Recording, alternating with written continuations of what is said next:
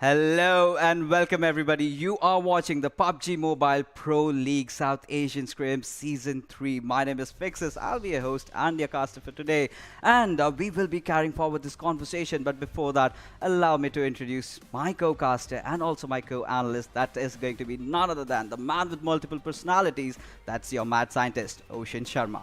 Thank you very much, Fixes. And yes, well, talking about PMPL right now, you know, the Scrims version, as we have to talk about third season, man, it feels like a lifetime, but still, it feels like a very good lifetime. Yeah, I mean, of course. And this is just a prequel. This is just the beginning of the action that we are going to witness throughout. And, well, it's been quite surprising. We have 15 teams from the South Asian region and 5 teams from the Pakistan region to battle it out for the biggest prize pool in PUBG Mobile. And, well, we will be starting off with the Scrims right now and talk about the Scrims. Like we mentioned, it's going to be a prequel, so all these teams will be battling out. We'll be seeing what they have to offer. We'll get to see a trailer of what's in store for us. And how excited are you for this entire event? I've been talking about the teams. As I was reading these teams, the names and what they have actually achieved, I am very much excited. Let's have a look at the prize pool as well as we are continuing this discussion as we were talking about it. As you can see, there's a total weekly prize pool of 4,000 USD, out of which first position gets 2,500, second gets 1,000, and third gets 500. But still, everyone is out there for practice, and practice makes the team perfect. Yeah, of course. Not a man perfect, a team perfect. Yeah. Obviously, you know, PUBG Mobile being a team game, that is obviously for sure. But, you know, it's that moolah that all these teams are fighting out for in this particular week. And we have $2,500 for the winning team. And that's quite some money out there.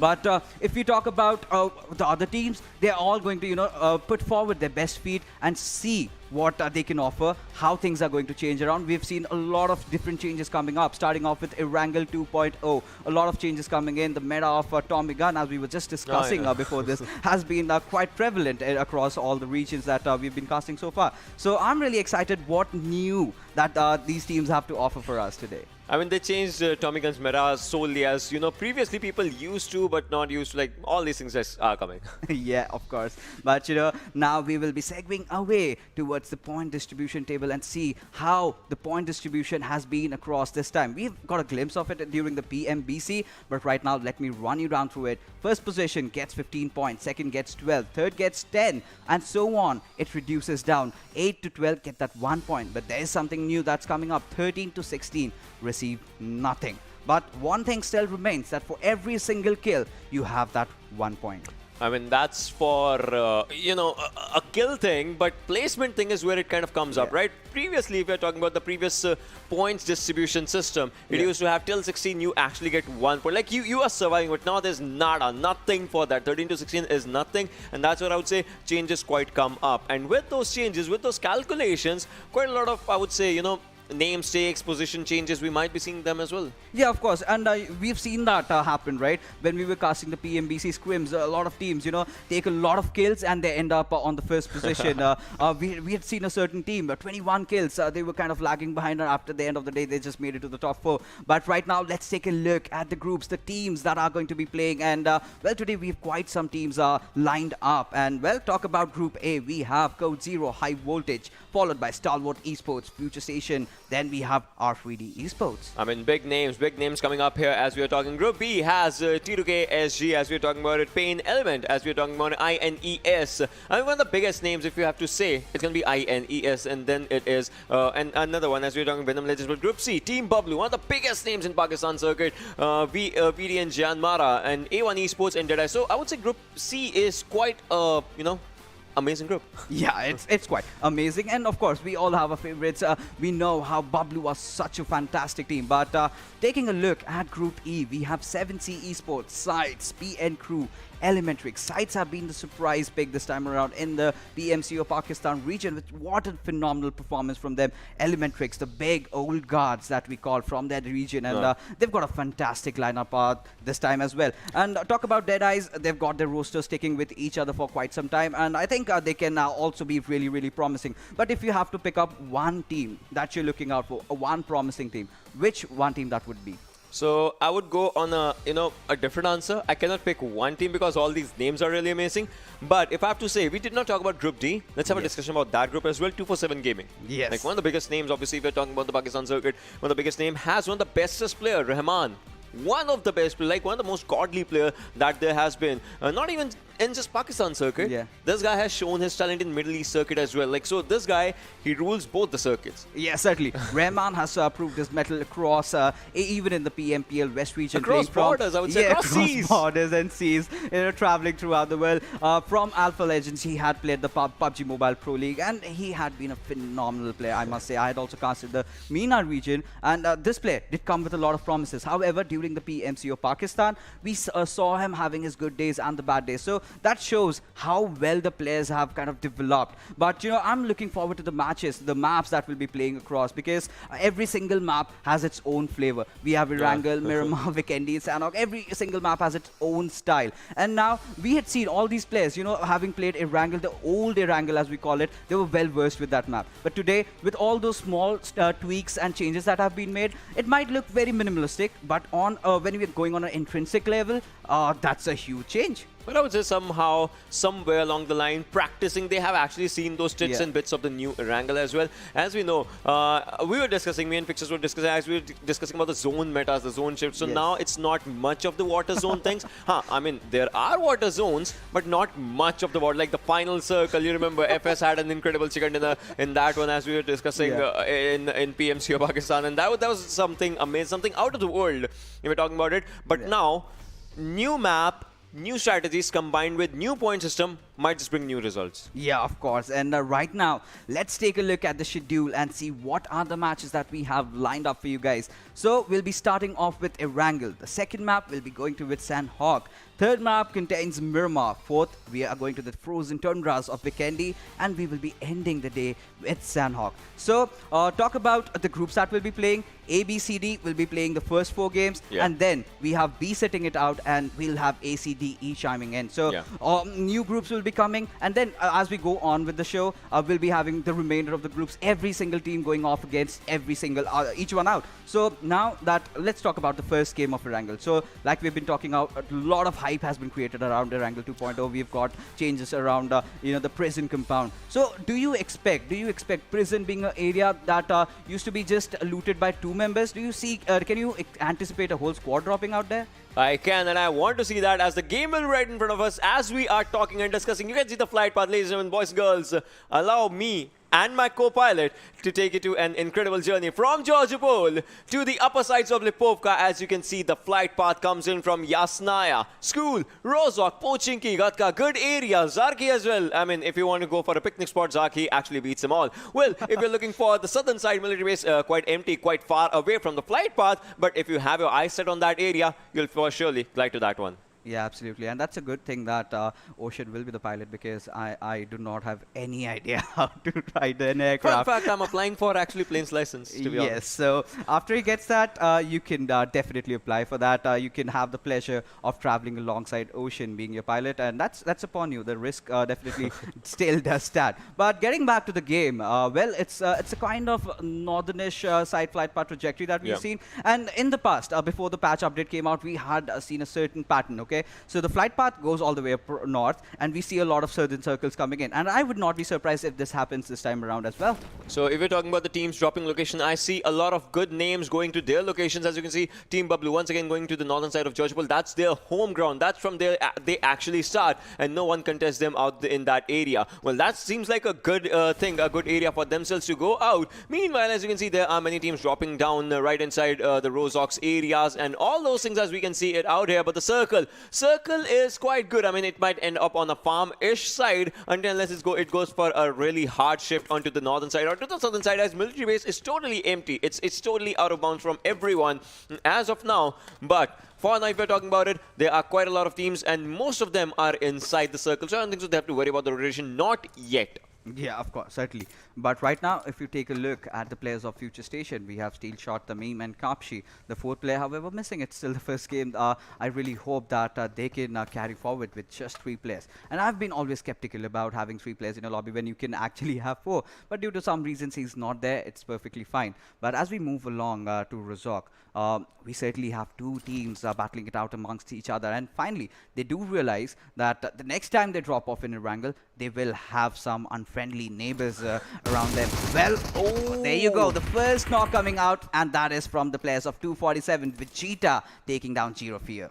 Well, out here, VTN might have to, rethink every decision of their landing. For the starters, R3D Shaw is what I'm seeing right now, and I think he needs to spot the players. He needs to do it. Stat M4 in his hands with a holographic, and I think he kind of is trying to give cover to Anubis, who kind of is, in with the DEADEYES players, if anything. Well, Joker is out here as well, and Anubis has a Bison. Will it be enough for him all alone to take this fight against the players of DE as both the players are moving forward? He has spotted them, still not taking the shots, takes one down, and yes he does, actually gets a lot of damage on himself, but will be able to take, no, almost clutched it up, What an explosive start, I must say. Right off the bat, we are witnessing knocks after knocks, and yes, that was a very, very good approach out there, but DEADEYES are having the man advantage, and on top, had the other player had just a bit of HP over there, he could have actually taken down those two players. Those pre-fires came in, that was really amazing, but now DEADEYES, they know which squad they have in front of them, they know where other players are, and the nades are going in already from Shifu sir. But one problem here exists, that he is alone right now. He needs some backup. He needs his teammates. And the smokes have been deployed, trying to block off the the shots coming out. Now this gives them an ample time to push. But if Walker kind of peeks out, could have caught Shifu with his pants down and could have taken him down over there. Shifu right now has a level 1 helmet, and it kind of creates a panic situation. You cannot go, you cannot move forward. No doubt, all your players are surviving, all your players are alive, but that also still you are away from your teammates, and that's, I would say, that's something R3D knows pretty well, as they kind of lost one. As of now, game just started. We still have 61 players, 16 alive, and 247. They are creating, they are wrecking havoc, if anything, but gaming goes down. No. 247, they never wanted this. Rahman is also out there, but Rahman needs to come, and he needs to come stat right now. If anything, VTN is looking decent. They lost one, but not all hopes are lost. Might be able to lose two out here, as Wasif was doing amazing. His AKM, I think he only has 39 bullets as of now, as he reloaded, and it never increased to 40. Yeah, that never happened, but it's Lipovka and it's crowded. And well, Team JyanMaara, they're in a bit of trouble as Extreme has been taken down, and Rahman getting into the fray. He's shooting down bullets left, right, and center from behind. And now, well, VTN, JyanMaara's gunner, he's just got that cover of his tree. Well, Rahman is trying to rotate things around. He knows where gunner exactly is. It's just about finding those angles. If he goes down to that warehouse, he'll get a clear sight. But right now, oh my goodness, he's kind of oblivious about his position. I completely thought otherwise. Well, Shifu sir has been knocked down, will be taken down by Walker, and Walker gets to avenge his fallen comrade over there. But on top, on the other side, he knows what's happening, and he knows how to respond to the situation. He's been in this kind of situations. We have seen on top representing ElementriX in the past, and he's been a fantastic player. One of the best players from his region, I would say. And Joker, well, Wadu sir is in a bit of a pickle. Not just in a bit of a pickle, and is in a whole world of trouble, I believe. Well, the fight started with 4 versus 4, then it came to 4 versus 3, then it came to 3 versus 3, and now this is where we are, as Joker is trying to spot the players if he can. If he actually can, he can just, take some people down. If it happens, then it'll be something different, as we are talking with the situations and strategies. But on the other side, 247, Rahman. I mean, talk about the guy, talk about the kills, talk about the stuff that he does. He does amazing, as VTN gets eliminated in one of the most incredible and amazing ways, the way it happened, with 247 dominating all 4 kills, coming home. Yeah, of course. And now 247 opting for a very, very good start. And with those 4 kills, I think they've got their morals boosted up. They're looking very strong. But we still have this fighting going on between the teams of R3D and Team DEADEYES. And, well, each of them have lost a player. And now, well, they have to disengage at a certain moment. But talk about the circle, right? Talk about the circle and how it has fed along so far. Well, it's kind of tilting and tending to go around farm. But we've seen the circle throwing around all those curveballs for us. Joker taking down the meme out there, and that's going to open things up. But right now, Team DEADEYES doing what has to be done, that is backing out. I mean, Joker, he did amazing out here. If you're going to talk about the players, talk about the strategies. And as of now, first circle is going to be closing in anytime soon right now. As the circle is slowly and steadily coming up, the circle of death. The first circle, not that much of death, but the circle of strangleness, I would say. Because it's kind of, waste your time. And one team, I would say T2K, they are looking good. They are at the military base. If you're talking about the players' areas, Team Bablu, they have to move from the northern side of Georgopol. That they are doing. And INES is one of the teams that's outside the circle. They will be seeing the zone and everything. We'll see that. But well, ASL, they are just, acquiring the loot and everything. Yeah, of course. Abrupt Slayers, this is one of the teams that we did, get to cast in the South Asian region, and they were amazing. Joker, I still remember his gameplay with the MK14, and he was so good. Just give that man that gun, and he will yield. He'll unleash the beast within that he has. But Abrupt Slayers, they're off to a good start. They've got all their vehicles intact for themselves, and now with the vehicles, they will be certainly looking forward to hold a good area inside the circle. Talk about FutureStation. Well, Tamim has already bitten the dust, and it all comes down to the two players that we have in front of us, that's Steel Shot and Kapshi. Well, it is going to be the thing that's happening as of now as we are talking. And slowly say the first circle once again moving forward. But that's not the only thing. The second thing that comes up in your mind is, can you reach the circle if you're outside, if you're way outside? And I would say one team, INES. I don't know if we'll be able to see the map, we'll talk about it more. Because INES, they are taking blue zones damage for a reason. I don't know why, but well, I would say they might want to go for a slow start or something like that. And I would say that favors them or anything. I don't want to be INES right now because they are taking that blue circles damage. But A1 Esports, alright. So A1 ES, they do amazing. They play incredible games. But still, somehow, let's see how the momentum builds up. Because the first game, it's always about the momentum game. And today, being just one Erangel, I think Erangel's momentum is pretty much that will keep them going. Yeah, of course. Now that we've mentioned a lot of momentum game coming in, and yes, it's of absolute essence that you need to have a good first game. And that kind of determines how the other remainder of the game goes. Because if you take that driver's seat, there are a lot of opportunities open up for you. You can take those risky plays. You can afford that. Because, of course, these are scrims at the end of the day. But still, the teams would be wanting to try to execute all those strats that they have planned up for us. And with that, the first airdrop coming in. And I think it's better if you describe the weapon that we have inside it. Oh, the responsibility coming up. And this is going to be something good. But well, oh my god. That would have been amazing. Those would have been some amazing mini 14 shots had they been connected. Well, so far, no luck. But let's see how the players are going to be moving with everything as the circle kind of shifts towards the northern side. As we saw a bit a while back what happened to the circle. Well, DE, this team has to move in and they have to move in start. They have to take a good fight. And I would say that they don't want to back up from a fight. No doubt they lost one player, but that doesn't stop them. That doesn't stop the momentum, come what may.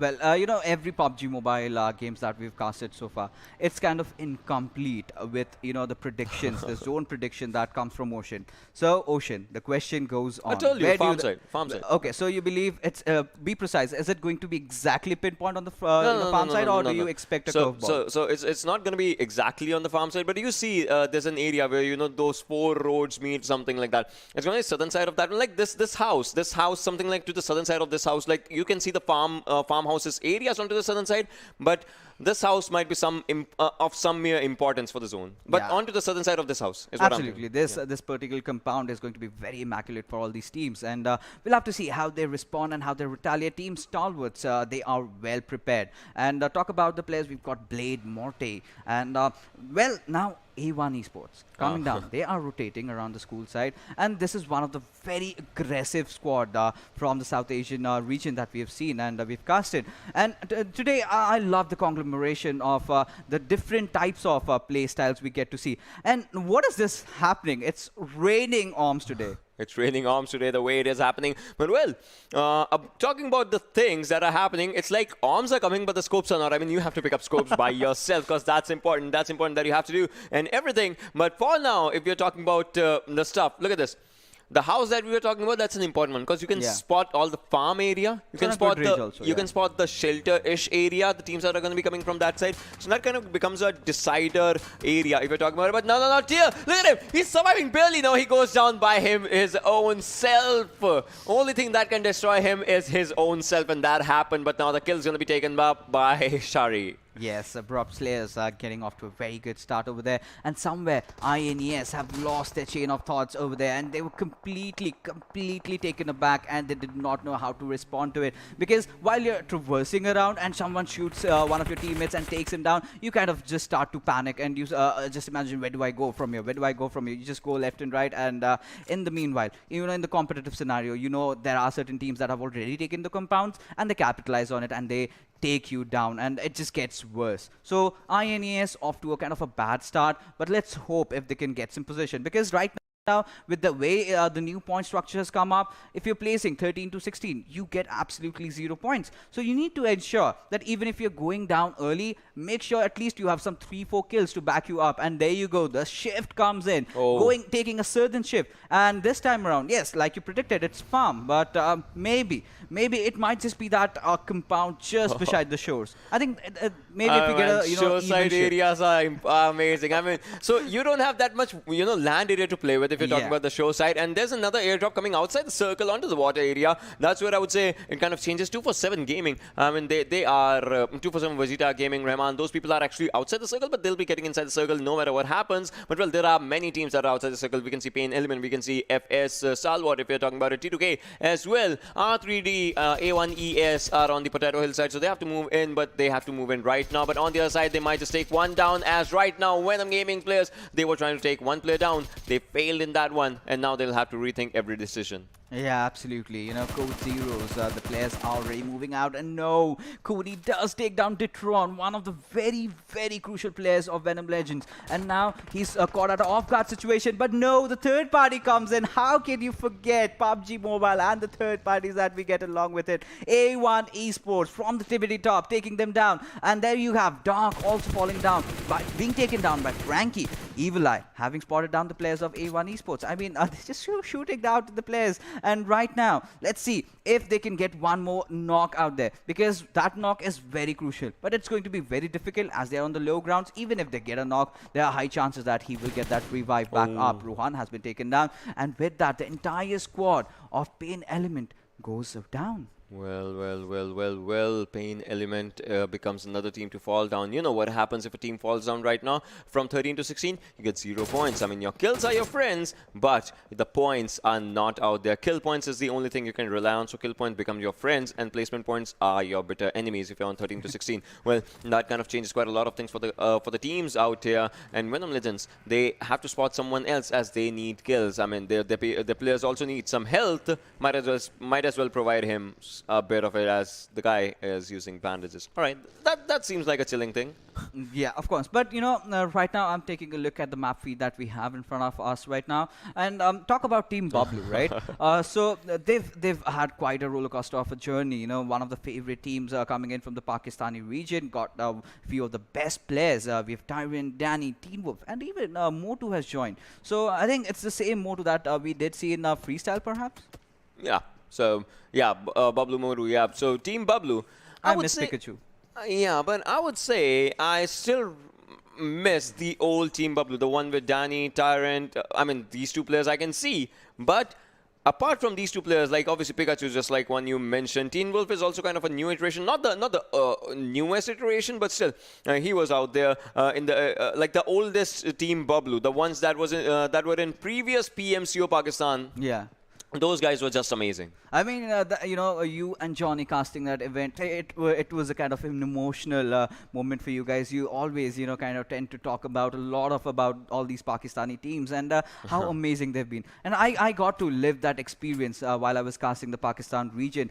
So much aggression coming in from the players. I just hope they keep on to this aggression when they're going off against different teams that kind of adapt to a different kind of a play style. Well, talk about the South Asian region. They rely on that tactical prowess, but in Pakistan it's just run and gun. You see an enemy, you just go after them. And when this is the thing, this is the thing that we absolutely love.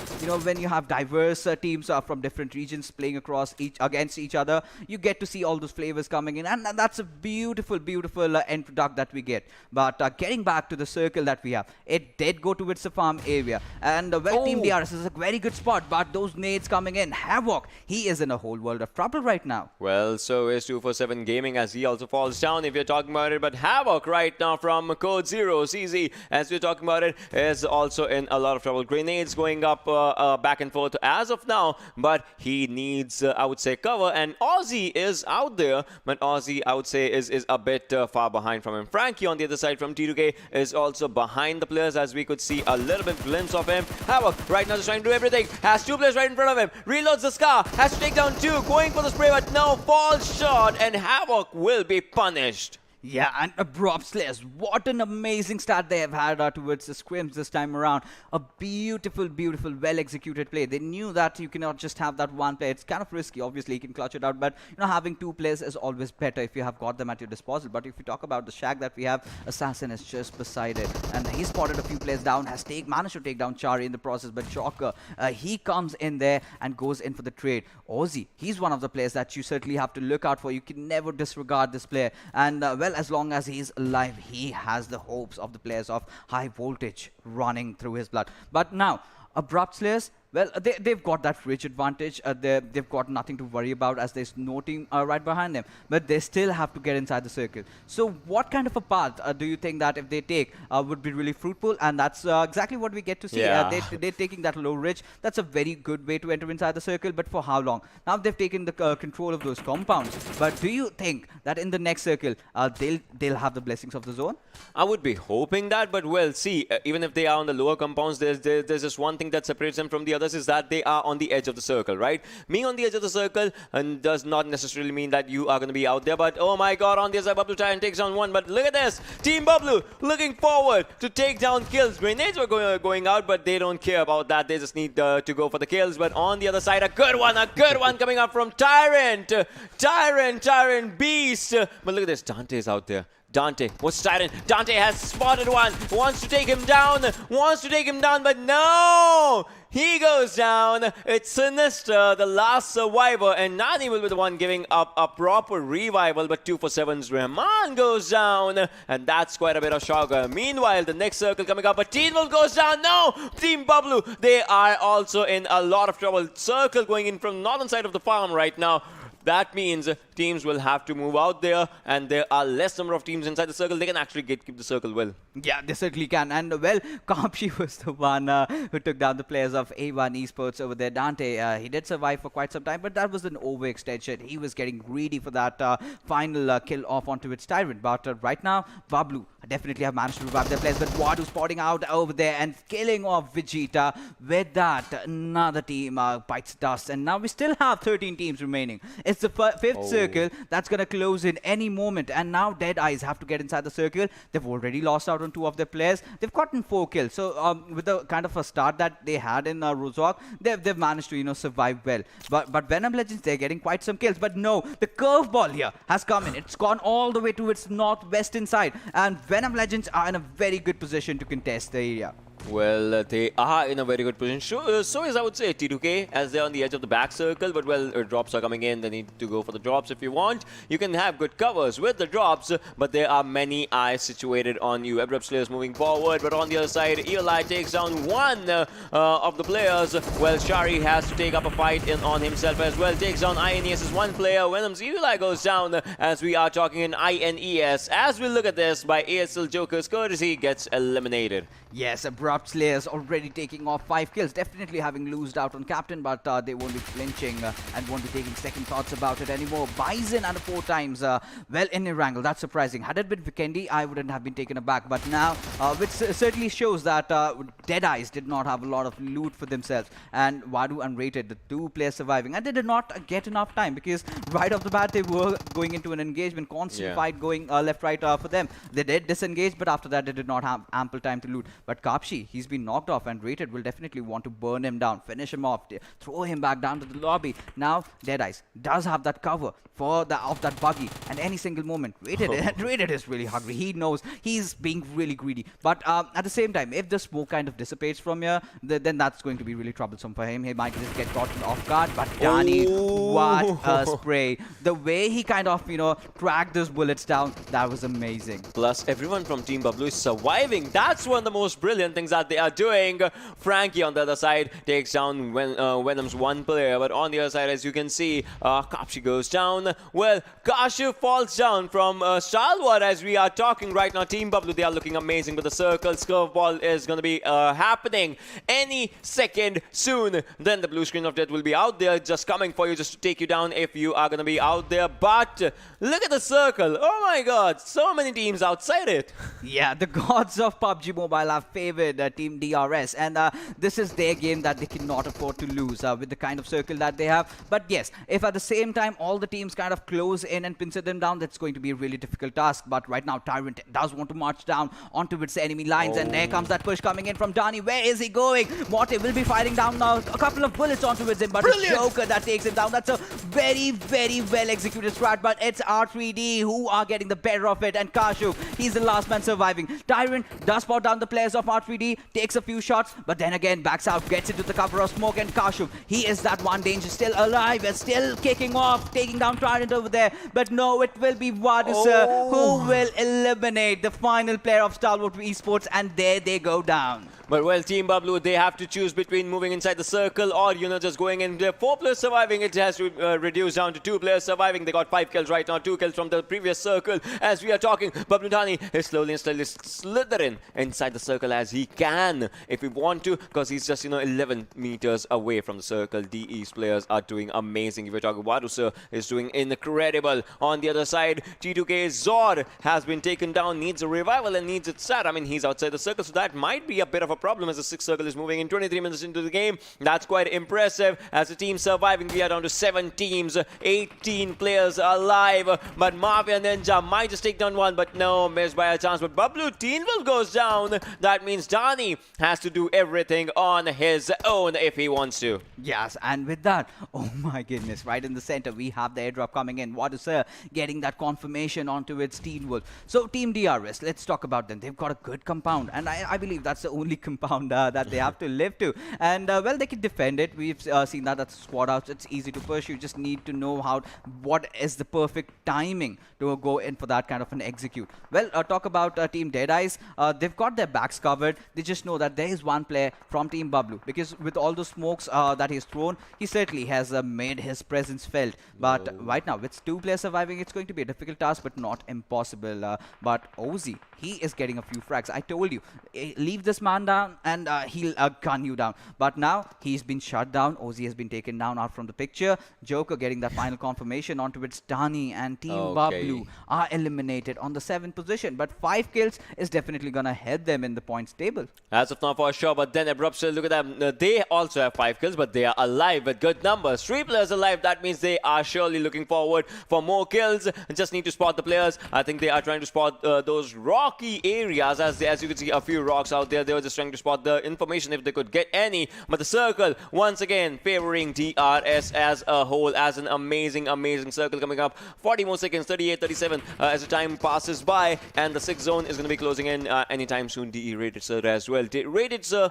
I would say, and Vadusa, these 2 guys have done incredible. Look at this, 3 kills for the individual, 7 for the team. That's a big contribution. Yeah, that's a big contribution, provided the kind of start that they had. But Team DRS, they are certainly the best contenders to win this first map of Erangel. It's just come down to that, not making any kind of mistakes. You have to be very, very precise. You need to know how to engage and disengage. And what a godlike grenade going out there from Zod, and getting that kill out there. He is definitely going to be a happy man. That was a slam dunk. This guy hit up a 3-pointer without even seeing it. I mean, that was incredible. But no, look at this. DRS's players, they had the circle. Now people are coming to just take it away from them, as Galson is just out there. Takes down one. That was amazing. Abrupt Slayers might just lose this one, as DRS's players, they are doing incredible. But they have to look for their cover, as well as I would say DE is also moving forward to their area, so it might just be a bad news for them. Everyone challenging this one Team DRS that are surviving for this one house, and they are doing amazing. 1 kills, 2 kills, kills increasing for this one player who just single-handedly took down 2 players in different directions and actually managed to save this house for himself.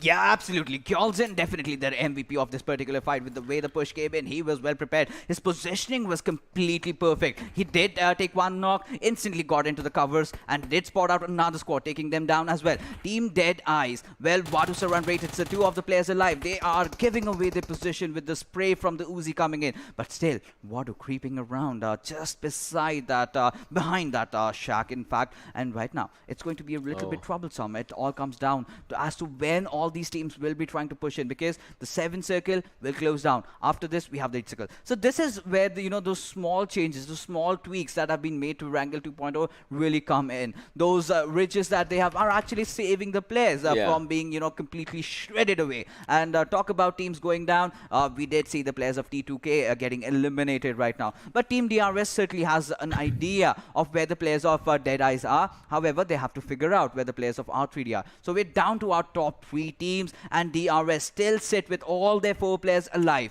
A certain competitor, a certain contender for this first game of Chicken Dinner, but anything can happen in the realms of PUBG Mobile. 4 versus 2 versus 2, as we see 8 people alive, 3 teams remaining. DE is out there with 2 people. That duo has to take down one squad and another duo. Well, R3D has to do the same, but DRS numbers game favoring them as we are talking, and 5 more seconds for the 8 circle to just arrive in this area. If this circle does not take anyone down, then I know he'll battle well. Well, slowly and steadily, 8 circle, 8 zone just moving forward as Joker and Walker has to move in. They have to move into that area, otherwise the circle hits them. It's going to be a GG for them as well. On the other side, DE is also moving forward, but I would say DRS, they have to look at each and every area from all the sides, but one goes down as AJ takes down one, but Warusa, that's a good one. That's a good one, taking one, finishing one. AJ takes down the kill of Joker as well on the area, but Warusa not stopping at all, has to reload. Walker just slithering in, not walking down though, but in this area, as you can see, DRS is looking amazing. Once again, numbers advantage, but this is the time, this is the time. Walker has to move for it. One sole survivor, one lonely player out here has to take down Nima as well if he has to go for it. But no, again, numbers game coming up as Walker will be taken down slowly and steadily. If he does not, then it's going to be something else. But no. DRS gets an amazing chicken dinner. Yes, as we had predicted earlier, and completely utilizing that cover there, had those compounds going in their favor. Well, Team Deadeyes and Team R3D did put up quite a show. They went in for the perfect execute, but it still came down to the numbers advantage that DRS had for themselves, and courtesy to that, they got the first chicken dinner. Plus that house, man. That house for DRS. That house was a lucky charm. If you say anything, I would say, because DRS, AJ was out there, and the boys that they did amazing with defenses. Because defense in this game is attacking. Yeah. You need to defend your house. You need to attack. Yeah, I mean, if you have to, break down what happened really in the last fight and what could have happened better. I expected a few more grenades coming out from the players of R3D, and few utilities, try to bait the players out, have a few Molotovs, but surviving till the end and in such an open circle. It was just that one compound that was in there, and yes, had they had a few more Grens in, if one of the players even would have been knocked, because at the time we kind of saw the players of DRS getting down one after the other, but right now, let's take a look at that one player who did outshine everybody. Let's take a look at the MVP of this game. Well, Warusa, 4 kills, 27 dot survival time, 1127. That's amazing number. Given 4 kills, I would say 1127. That's ludicrous. Nice. Yeah, that's totally true. 7.41 kilometers of distance covered. So, I mean, kill number is not as big as the damage stat, but damage stat kind of justifies that this guy took each and every inch of the fight that was thrown at him. And once again, as we were talking, right, just like you said, just like you mentioned, I actually totally agree with that. You had a house, like DRS, they had a house. R3D, they had a good ridge. Obviously, circle was coming, I get that. But for that, plus, from DRS, one guy was knocked out. Yes. You could have taken a proper advantage. Obviously, we know that. We can see that, but they cannot see that. So they could have taken a proper advantage of, just throwables. If not a throwable, all right, let's scratch it. They don't have a grenade. They don't have a Molotov. Imagine they have one smoke. One smoke could have made a lot of difference. You could have faked out. Even I felt when the fight between the players of DRS and Deadeyes was going on, that is where I think R3D should have, just chimed in and joined the fight and would have taken down a few players from the backlines of DRS, and that could have gone either ways. It all just came down to that one moment of opportunity that they had, and in that window they just kind of missed out. And well, DRS, after they took down the players of Deadeyes, they were confident. They knew that they had got this in the bag and managed to get that first chicken dinner. Yeah, they got that first chicken dinner in one of the most amazing, impressive ways. And DRS, I mean, it shows one thing. Yeah. They have their eyes on that, $2,500 US right from the start, right from the bat. But well, we saw one player. I want to see 4 more who actually were out there to impress us. Yeah, and let's take a look at the top players of our day one, match number 1. Well, on the top, we did have Wadusa, but following him up will be Rated Sir, who has got a more number of kills, but just a bit less damage, but it's okay. No, I mean, you know what the difference comes up, right? Yeah, the new formula, Yeah. which the Ocean will definitely run us through. But as we move on, we have Frankie joining him on the 4th position. There we've got Mafia Ninja on the 5th position. We've got Joker. So far it's been the South Asian teams that have dominated in this first match of Erangel. But I'm yet to see that kind of raw, pure aggression from the Pakistani teams. Because talk about Bablu, I somehow felt that they were not in their comfort zone. Because in the Pakistani region, we have seen Bablu, they hunt down the squads. This time around, they tried to be a bit tactical, but did not really work out. I would say they were in their comfort zone, but you saw what happened. Like, Danny just took his buggy and just moved forward while everyone... I think it was Moto, maybe. Sorry, Moto, yeah. Yeah. So the thing that happened is he was trying to bait just so that someone closely would shoot and the other... I But thought the he would kills were stop. yeah, so the kills were stolen. Otherwise, Team Bablu would have had like 4 or 5 extra kills with those baits. So that was, I would say, that was happening, but that did not just run into their favor. Yeah, absolutely. That certainly did not work out in the favor, but it's still the first game. It's all right. It's all okay. But before that, let's take a look at the match summary and see how the utilities have been used, how many knocks were there. So there you go, 198 smokes and grenades. Considering the region that we are in, it's absolutely fine. It has increased while we were in Pakistan and South Asia. It used to go as like around 100 or something, but today almost 200. That's a good number. 70 knocks, out of which only 59 were confirmed. 8 grenade kills and 0 airdrops. No one wants the arm, man. No one wants the arm. Just think about it. But 8 grenade kills. And out of this, I saw 2 just ones with Zords. He put up a 3-pointer without even looking. Yeah, absolutely. Yeah, that was a Kobe right going in there, and he was amazing. And that's a good thing, because initially when we were casting the PMCO region, even you were there, we did not see much of those grains coming in. But after that, as the the leg progressed and all these teams started chiming in, they all started using all those smokes, those grenades. But there's still that one thing that we did see some usage in the wildcard region. That's the stun grenade. Yeah. So people don't usually use it, but I would say it's again one of the most underrated things. Just like DBS, I don't know what else it is. One of the most underrated things. DBS is not though. Well, so we're talking about the thing that happened in this game. So Erangel was just once for today, right? So this kind of builds up a momentum, but as the map changes, like as we move on to Sanhok, as we move on to, obviously Miramar and Vikendi will be out there as well, but as we move on to Sanhok, from a normal OG map, just a bit refined, you're going to be moving to a fast-paced map, right? Yes. Of course. In the map of Sanhok, I kind of expect the Pakistani teams to rise up, because it's fast-paced. It's just the kind of gameplay they are accustomed to. But yes, again, we come down to the same discussion.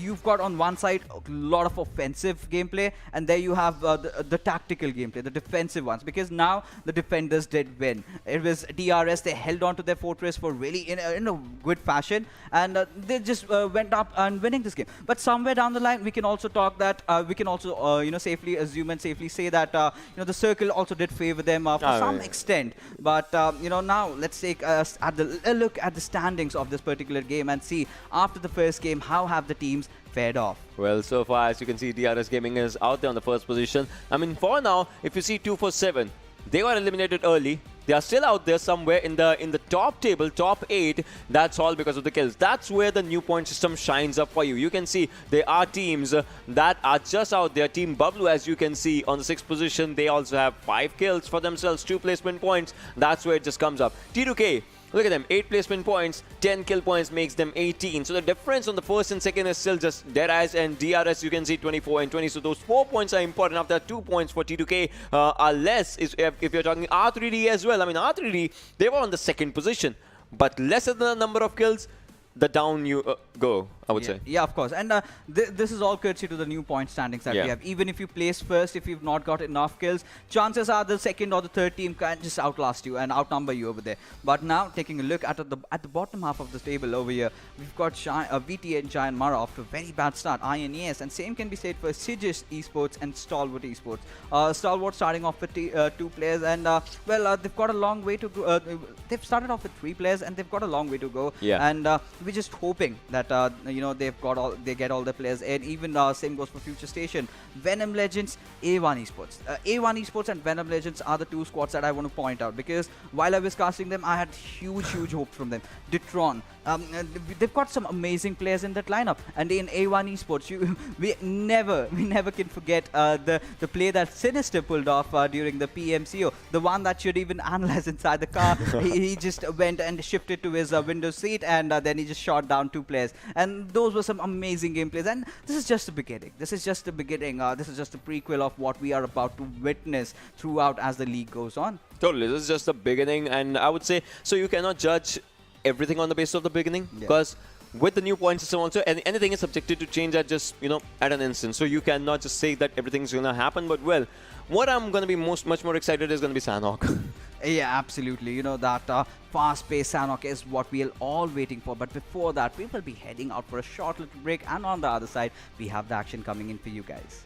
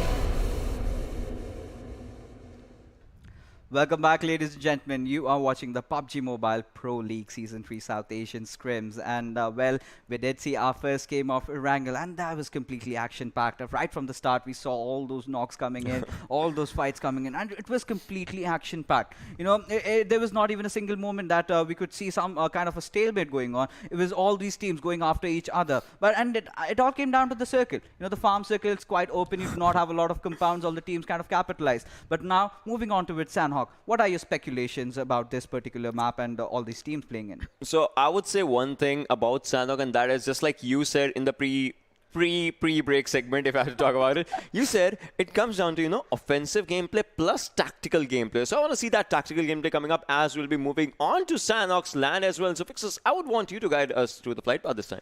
No, I mean, the flight will just crash, but I can, yeah, guide you through it as long as you're driving. I don't want to risk the safety of these players. But with that being said, well, we have the flight path trajectory moving in around from Hatin all the way towards Camp Bravo. And does not really matter where the flight path goes. You can completely go anywhere that, wherever you want to go. And, well, we had seen a kind of a trend. We've seen a kind of a trend this time around that a lot of, you know, the circles are formed onto its the western island. So, you know, we have to see how this time where the circle is going to be. Is it going to be somewhere on towards the quarry area? Because those were the two centralized circles that we had seen. Either it goes all the way towards the west, or else it's towards the quarry. Painan, a few circles we had seen along that as well. But, you know, in the latest, you know, trends and the latest changes that we have seen in the PUBG PC, in fact, you know, they've got done quite a, you know, revamp towards the boot camp area look at the circle. Look at the circle, man. Look at the circle. So, quick prediction. Where's the final circle going to be? Quick prediction, Ocean. We'll see. Well, no. All right. So I'll tell you.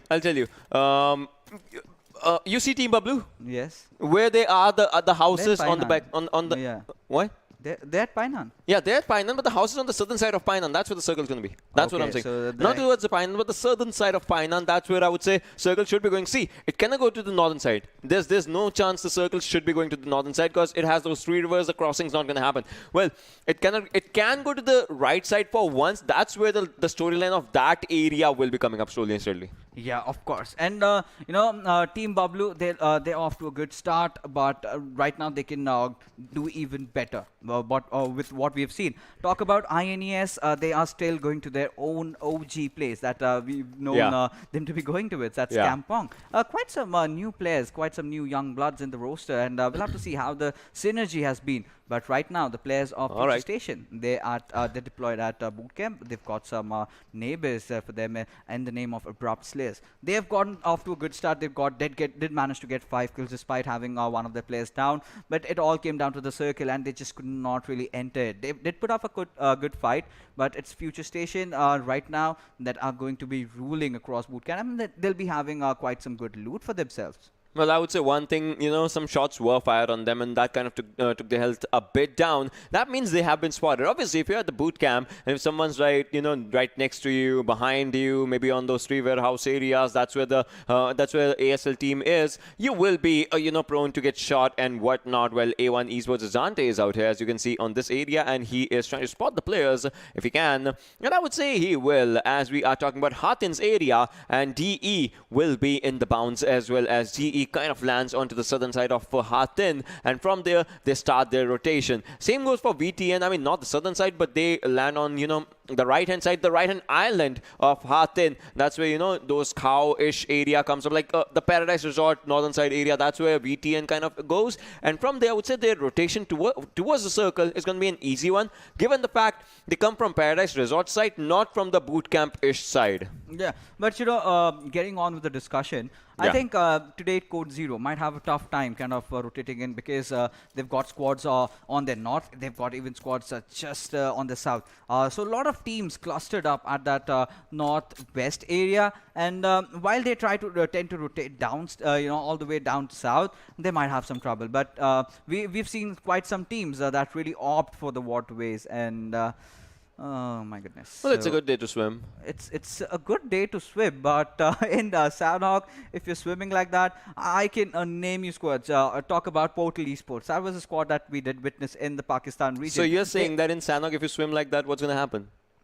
you're going to be decimated. If some or the other player is on those, hilly areas, he's on the top of the land and he can spot you down. But, at the same time, I really want to question this decision. Why? Because at such an early phase, you are going inside the water where you're supposed to loot, where you're supposed to have a decent, amount of utilities. Because in Sanhok, every single smoke is very important for you. Yes, of course, the players definitely must be having those basic utilities. But right now, Team DRS, they did get the chicken dinner the first game, but right now they are shoved up and on the walls, and now they are in a lot of trouble. Team FutureStation, they are marching in. They know that they've got the big fish out here, and eliminating them so early, it's going to be very, very crucial for them. Plus, it's going to be a big mental boost if you're talking about, like, you are shutting down the team that was winning in the previous, not even was, that actually won the previous game. So it kind of comes down to those things as well.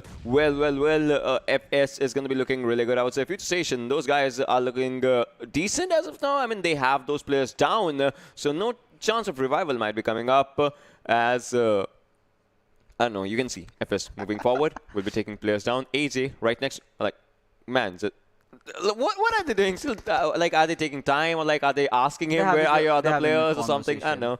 They're talking. They're having a decent. Hey, you have a good day. All right. Well, see you soon after you get a crate. We haven't seen any pan kills so far, and that's the kind of action that I've really missed out. We'll all love the masala that comes along with it. But yes, talk about Team R3D. Well, they did go off for a very, very good start. I wish I had a pan. Well, what? Okay. So you were saying something, right?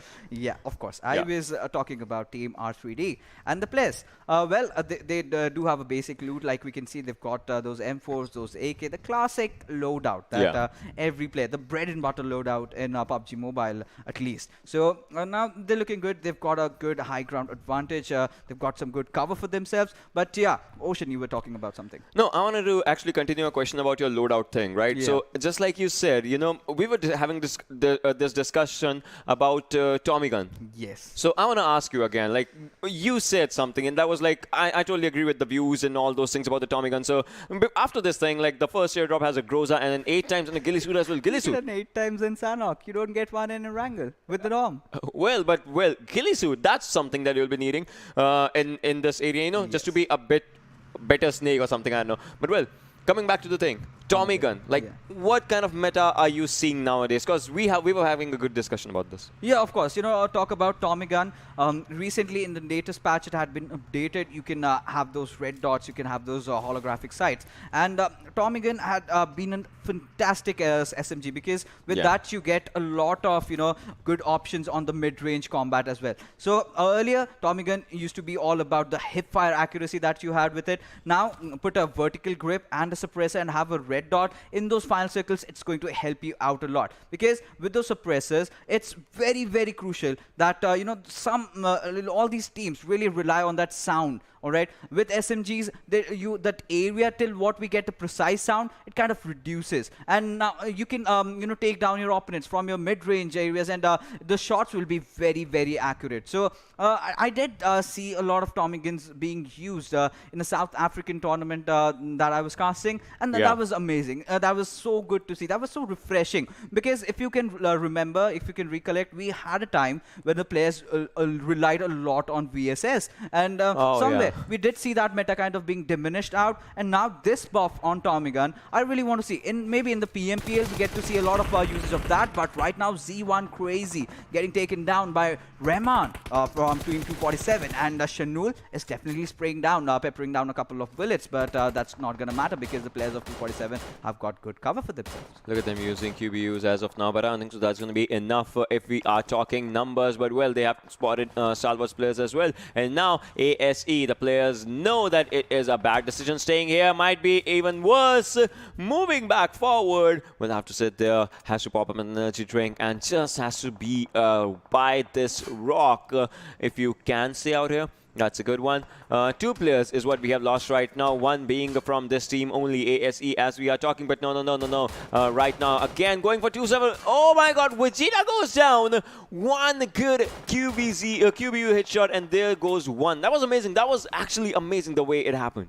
Yes, but there you go. The third party comes in, and well, the players of Stalwart, they have spotted down the players over here. And right now, Sonam, he's in a bit of a pickle over here because he has to take multiple fights. What he has done really right has deployed that smoke on his right hand side and kind of, creates that cover for himself. But it will dissipate any single moment, and then it will be a bit troublesome for him. But now the players of Stalwart, they've got that high ridge advantage. And this is the thing with Sanhok, right? We forgot to mention those third parties coming in, and it's all about the timing. It's all about the fights. You cannot kind of tend to over engage in a fight because that will tend to give away your position to the enemies, and they will kind of capitalize on that. But talk about some poetry. We have the second airdrop coming in, and it does have M249, and finally Morte will be going to pick that one up, and he's going to be a happy man after this. Look at him running free after that M249 in his hands. But well, now it comes down to a few things, that how are they going to be continuing the fight. But on the other side, 247, they don't want to stop. They have a second kill in their hands, I would say, in their name, and well, another one might just go down. But no. Low on health is what the opponent is, but still does not want to peek. And Wasif, I love the way this guy knows this guy is ready to take a kill. Look at that's basically impatience. Look at him just going in, jiggling in and out, and just just trying to spot someone. If he finds a pixel, he'll just take it down. Just that's the thing that we want to look for. But slowly and steadily, well, as we are talking about it, circles forming up, and circle is going to be a crucial one as of now. But VTN, it's second circle, man. You need to stay inside the zone. And I think this kind of a hold is good for them because they want all the remainder of the squads to get in. But at the same time, had they changed their route, had they gone towards the eastern side and then kind of had entered, could have been really fruitful for them. But now what they can really do is try to search for some kind of boat and then make all the way inside to make an entry towards Nakam, and that might be a good approach. But if they're going for the good old bridge, I think they'll just be wrecked over there by all these teams. We've got team A1 Esports taking quite a ballsy decision of going inside the waters, and that just might go against them. It might just actually go against them. The way, those water rotations, we saw a few players, and you said, right, they might be just taken down, and you don't have a chance. If you're in waterlands, you don't have a chance to get revived, right? You just die, and I mean, that's it. You don't get a revival chance. If you're knocking up, you're just going down. Well, right now, CZ, let's see what Code Zero does out here, as Code Zero has to move forward, and they have A1 Esports right next to them. Right around their corners is where A1 ES is. Okay. You can see 2 team names. One is team number 5, one is team number 15. All right, let's do this. He's got a huge task. Yeah, he's got a huge task. Let's do this first. But Dante, he's Can just you run over? No. He's just surviving. He's underwater so that the health is going up, 5 HP per second or something. That's what is happening. But CZ, finally they have the boat out. No, they still have the boat stuck out there. They still don't have the boat out. That's the first objective. I'm waiting for the day. Yes, we are all waiting. And now they decided no, nada. We are not taking that route. Assassin, you can go on your own, and we don't care. We're not sitting in that boat with you. But Dante, we're just waiting for his blades to come out and just shredding down all the enemies. But what is happening? Okay. All right, so you gave your boat to someone else. Well, if you're talking about it, let's see how it just, happens and how it helps. But, well, Dante might go down. No. A1 Esports loses one of their players. And Kuni is trying to spot another one if he can. And I think they will. But Havoc is wreaking havoc on the players. As one more goes down, needs a revival. But I don't think so. ASE was it. And yes, 247 is taking fight against them. But on this area, Code Zero, they have to get inside the circle as well. I mean, this is the second zone, not much of a damage, but well, everything counts. Yeah, everything certainly counts. And this is where Dante, oh my goodness, he just had caught the players over here. And Kuni, if he had been knocked, it could have really worked out. But that is where I say it's a very, very bad decision of taking the waterways. And that too by swimming. Had they had a boat for themselves, that could have been a rather easier journey, I must say. But now, A1 Esports playing quite contrary to their play style. This is a squad that we know are synonymous with aggression. They've pulled off some amazing plays. Now they are looking almost on the verge of elimination from the second map. Well, that's totally true. That's totally true, the way you actually said that. But look at this, A1ES. It's a painful death. It is, but Sinister using one of the final first aids. Now it is down to last first aid and other things. That's going to be energy drink, painkillers. Painkiller goes down. It's energy drink only, and only. His, I would say, one of the true friends that can actually, let him survive. Look at the circle. Again, just like we were predicting, the circle is just going out there at the area, as we were saying. So, it's a good day for me. Yeah, absolutely. It has turned out to be a good day, and that's the reason why teams consult you to know how the circle works out, and it's all the research that comes down. And well, it's numbers, it's maths after all, and you're good at it. It's a good thing, and yeah, that really helped out. But right now, getting back to the game, 247, they sit at the center of the circle. I just hope they've got some good loot, they've got some good scopes to engage in multiple directions. But the fight that we have in hand over there, Mafia Ninja lobbing that grenade and taking down Badrave, and now Tamim, he's got a whole responsibility for himself, because Nima might just push in any single moment. DRS have, oh my goodness, the Molotov comes in. Don't go by, Tamim, you'll burn out. No, but. Okay.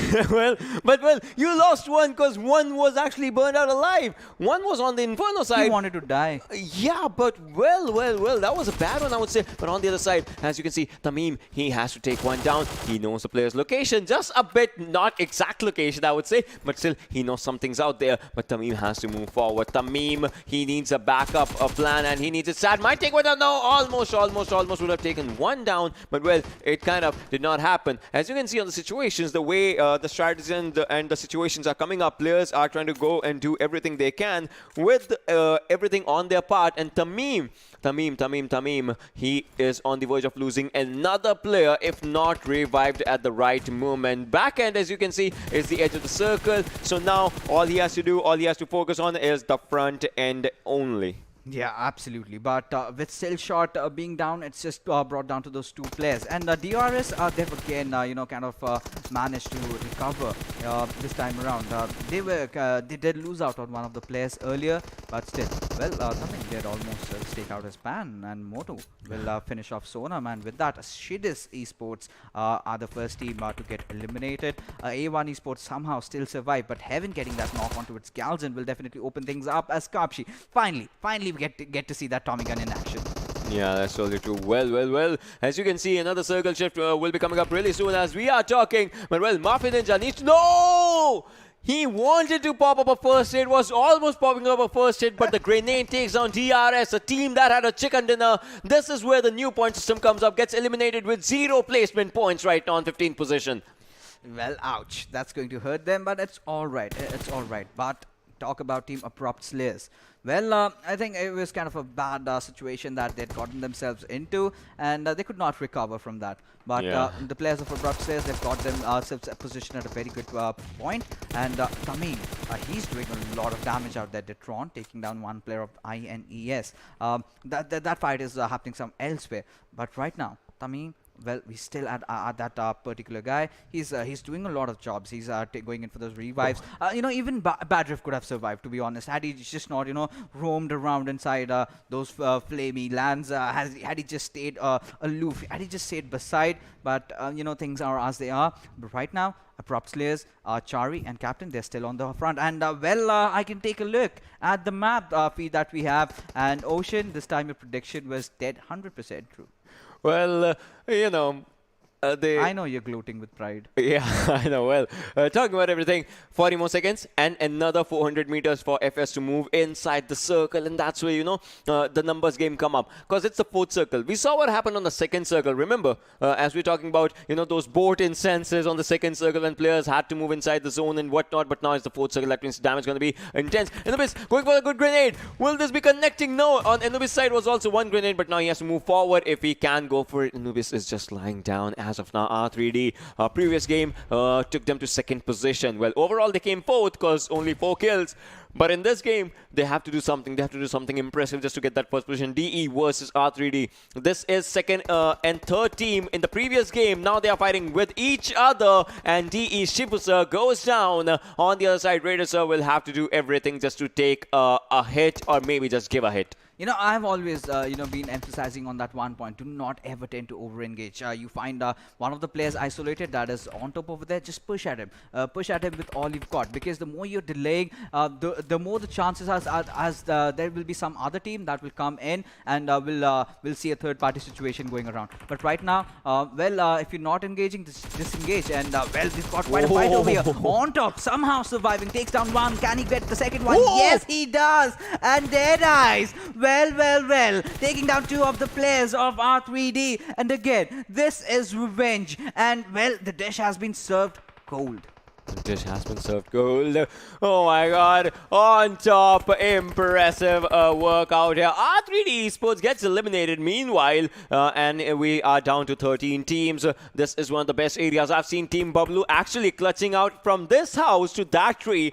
I still remember one of the most incredible moments that happened in Sanhok when I was casting PMCO. This time PMCO Pakistan. That was amazing. And look at this. Another time they might just go for 1-1. If they go for it, I mean, they know that the shots are being connected out. They just need to find out again like where the accurate damage is coming out from. Bablu Dani might just get the second kill of his own self for this map, for this particular game right now as we are talking. But on the other side, T2K's Venom is just out there. On the other side, Kapshi takes down 1 for himself as well. Yeah, Kapshi does take down 1, but it all comes down to Venom right now. How is he going to hold on to his horses? He knows that a whole horde of enemies are going to push at him any single moment. But the players of Stalwarts, imagine, they've been blessed with the center of the circle. They're looking so promising. There must be multiple thoughts that are going around. They know that they are safe for now, but there will be a time where all the teams will try to take that one position that they have, that one compound that they have for themselves.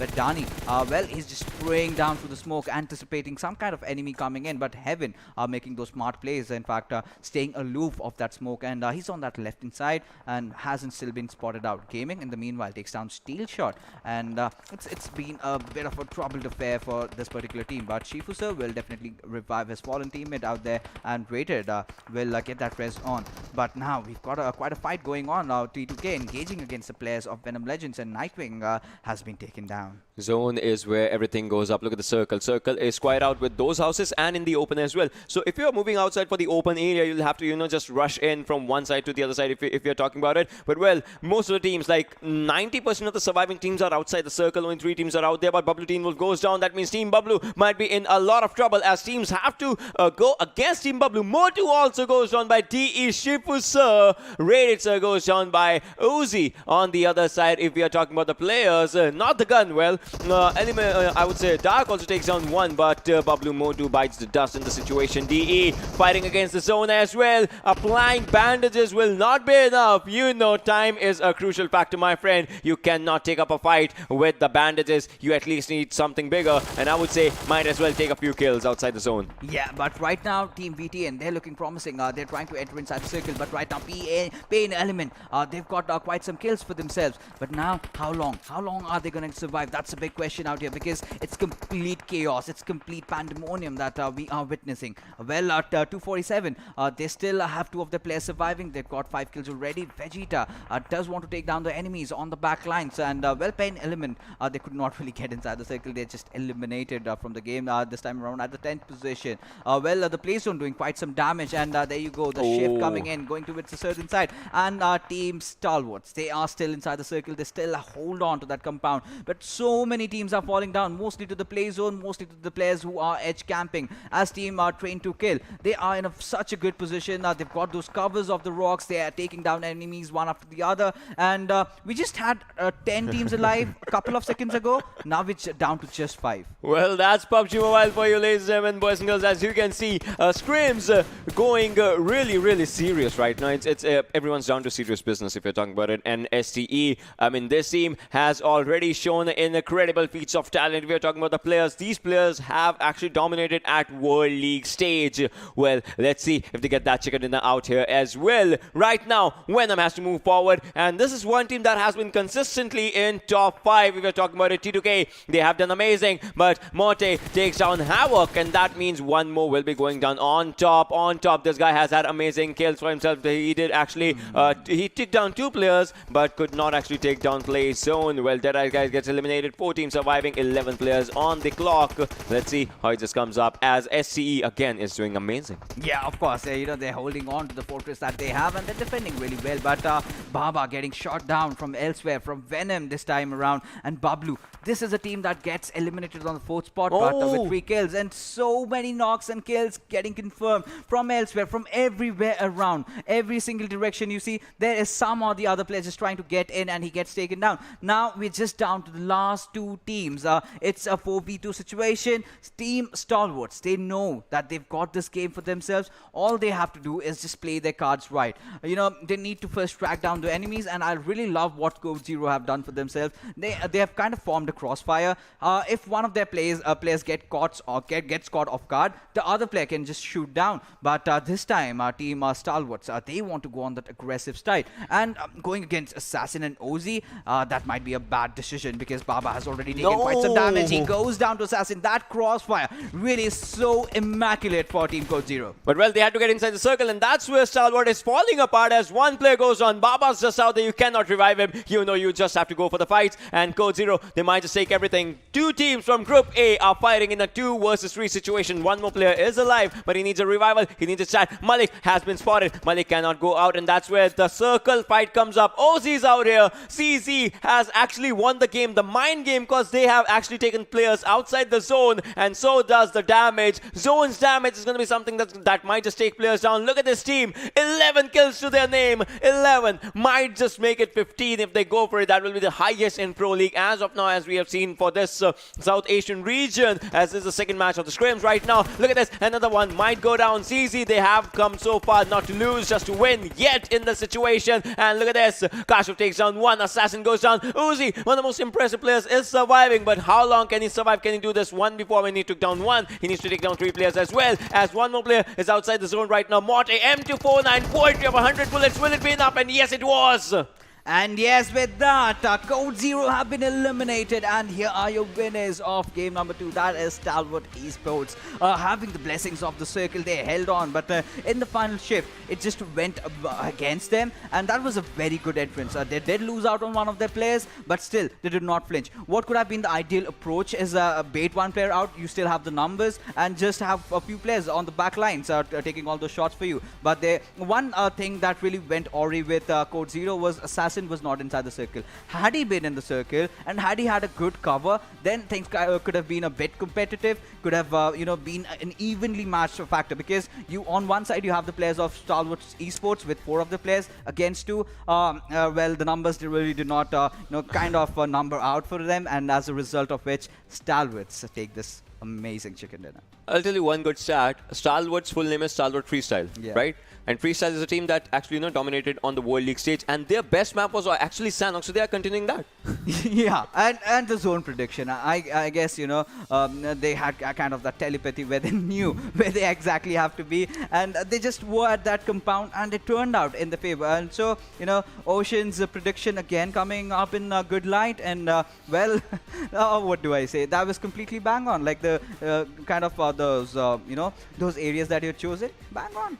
Well, I just want the stats to just showcase themselves right now, as we are just talking about it. As we'll be looking at the MVP as well, as we'll be discussing the player who actually made a lot of difference as out in this one. Look at this. You can see this guy was amazing. 721 damage for himself, 4 kills, 24-44 of survival and 4.77. No doubt, Sanhok's a small map. 4.77 is a good one. Of course, and those 11 kills that they had gotten for themselves, I think that's going to be very, very crucial. Maybe in the overall standings, they just might go out on top. But we'll see that. We'll see that as the point table comes up. But right now, this 4 kills and 721 damage, amazing play by the players of Team Code Zero High Voltage. And Ozzy, we've seen this lad in the South Asian PMCO. He was amazing. In fact, Assassin, also very good player alongside him. And you know, they're so good together. That's a synergy, that's a duo that you can say. But right now, let's take a look at the top 4 players, the players that are going to be joining Ozzy in the list, and has to be Kashuf. He's got quite some kills for himself, 4 kills for him. Assassin, he had also played a very pivotal role out there, 4 kills for himself, followed by On Top with 3 kills, and we have Baba. So we can safely say that Team Stalwarts also got quite some kills, saying at the center of the circle, they had the scopes, they had good compounds, and whichever team did try to kind of push on towards them, they did take each and every one. Absolutely true. Baba coming up with 512 damage for himself, like one of the highest, not the highest obviously, but one of the highest is out there with Ozzy, no matter what happens. But the guy was actually obliterating everything. And Stalwart, once again coming to that start, their Sanhok has been one of the most dominating maps that they have you know, played with. So I would say the first game, just like you were saying, right? The first game was an offensive game, second game has to be the tactical game, and that's where it came up. These guys play tactically because they have that experience. They have that experience, right? You were playing World League one day. You were representing your proper region on that global stage. So it just comes up.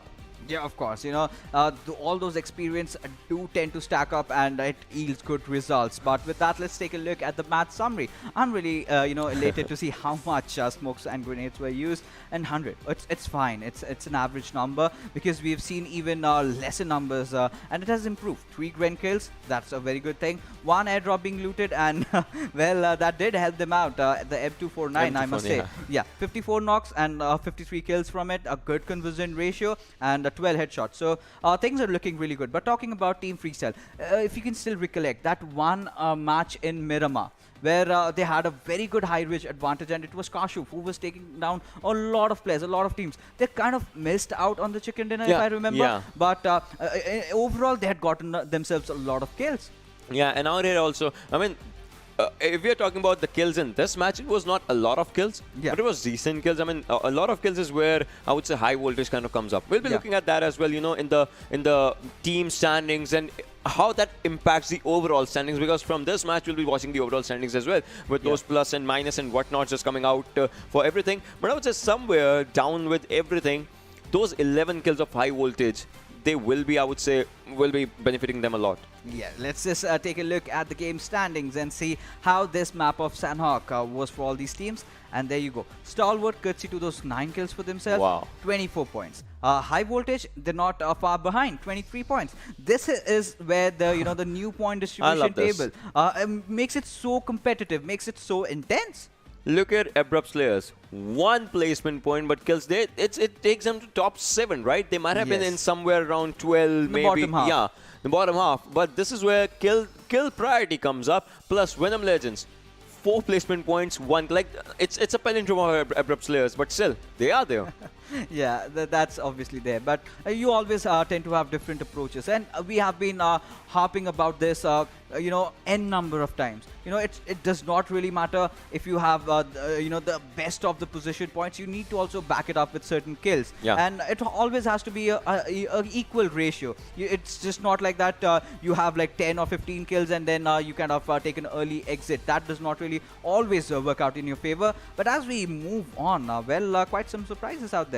This is where 0 points come up, and these 0 points are a big difference. You did not get kill, you did not get placement points. R3D Esports. Even so, yeah, R3D Esports, the team that was on 2nd position in the previous game. DRS, the team that was having chicken in the A1 Esports as well. So I would say one thing. Previously, if you did not show up for a match, that's where you used to get 0 points. Now, even if you show up, but your game did not show up, that's where you get 0 points. Yes, and that's definitely going to hurt them, because you get a chicken dinner in that first game and then you kind of tend to falter out in the second. It's all about being consistent. This takes, I'll tell you, this takes them from the 1st position to maybe somewhere in top 5, right? So somewhere down the line. So top 3 is where prize pool is, so it takes them somewhere down. So that creates a lot of difference. Yeah, of course. Once the overall standing comes out, we get a better clear picture. But yes, it all comes down to consistency. Even if you place 4th or 5th and still manage to get around 7 to 8 kills, that's a very good outing. Keep doing that, and then suddenly you might just find yourself at the tippity top.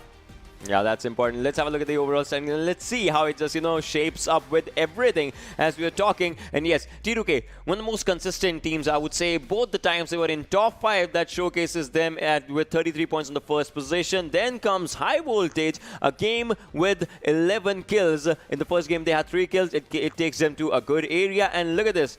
What we were saying, DRS Gaming, they are in top 5, just not at the top. Well, one thing I certainly want to point out, it's so competitive. 33 points, 30, 30, yeah. We have 25, 25. It's just that one game that can really change things around. And now with the new point standings that is coming up and in the PMPL, the kind of action that we get to see, I am getting restless already. But talk about the teams. Team Bablu, they had a fair, decent outing in both the games. Not the best, I must say, but a good, decent outing. One good game, they can also come right in top 3. But as we move further, these are the teams that really need to step up. INES, one of the big names, one of the top guns, we might call them. They are kind of in shaky waters. Not just INES. Look at this. VTN is out there. PAINxELMT is out there. A1 Esports is out. Like, yes, every even name Venom is... Legends. Yeah, every name is a big name. I mean, you have, you have made your mark in I don't know, in a domestic circuit, in the international circuit. Somebody out there knows your name. Somebody out there is your fan. Somebody out there is supporting you, right? Yeah. Because of a reason that you have impressed them. And now if you're on 15th, if you're on 14th, it does not make that much of a sense. Like, you need to step up that game the way you you created your impression. Yeah, of course, when you start performing really well, you kind of build a fan base, and then the pressure kind of goes up. But now let's take a look at the kill leaders overall and see which are those individual players that are outshining everybody. And it has to be Frankie, Mafia Ninja, and 7 kills, 6 kills. Then we got Waduser as well. Ozzy always there. I know this lad, and even Waduser, one of those names that always comes up. For Waduser, I would say somewhere down the line, experience again comes up. Because this person, Waduser, he has impressed us in the previous, iterations as well. So this guy knows what he is doing, and he knows how he is doing that, and he knows what he's doing wrong as well. So he kind of, tends to go with all those things. Now it says that's where this guy kind of, just stands out of the crowd. Yeah, and we did talk about Waduser right now. He's got that amazing experience. But one man that we certainly have to look forward is to Frankie as to how he's going to play, because he's a new name that has come up in the scene. Yeah. And with the way T2K are playing and they're dominating, I am pretty certain that they look and they mean some serious business. With that being said, we'll be heading out for a short break, and then when we come back, we yet have another new map waiting for you guys. Till then, stay tuned. We'll be right back.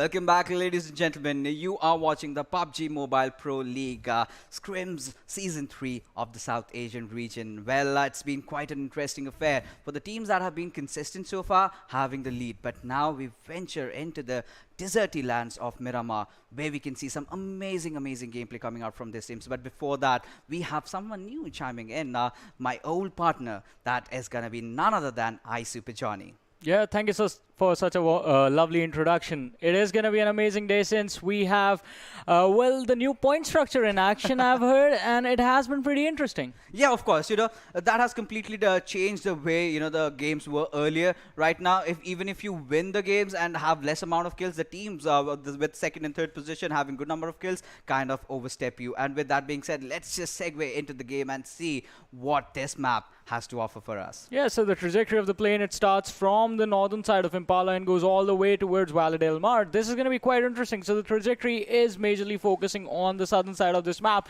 So the areas on the north are going to be quite far away for the lads to reach. Places like Cruz del Valle, places like El Pozo, places like Trailer Park. No one really goes to Trailer Park, but still we're going to talk about it. It is going to be a tricky place to be at. Yeah, absolutely. And talk about Trailer Park, we can never rule out ruins. And even in the the PUBG PC that I've been playing, there was an oasis just above La Cobreria. That was a very interesting drop location. Maybe in the future updates we might get to see that as well.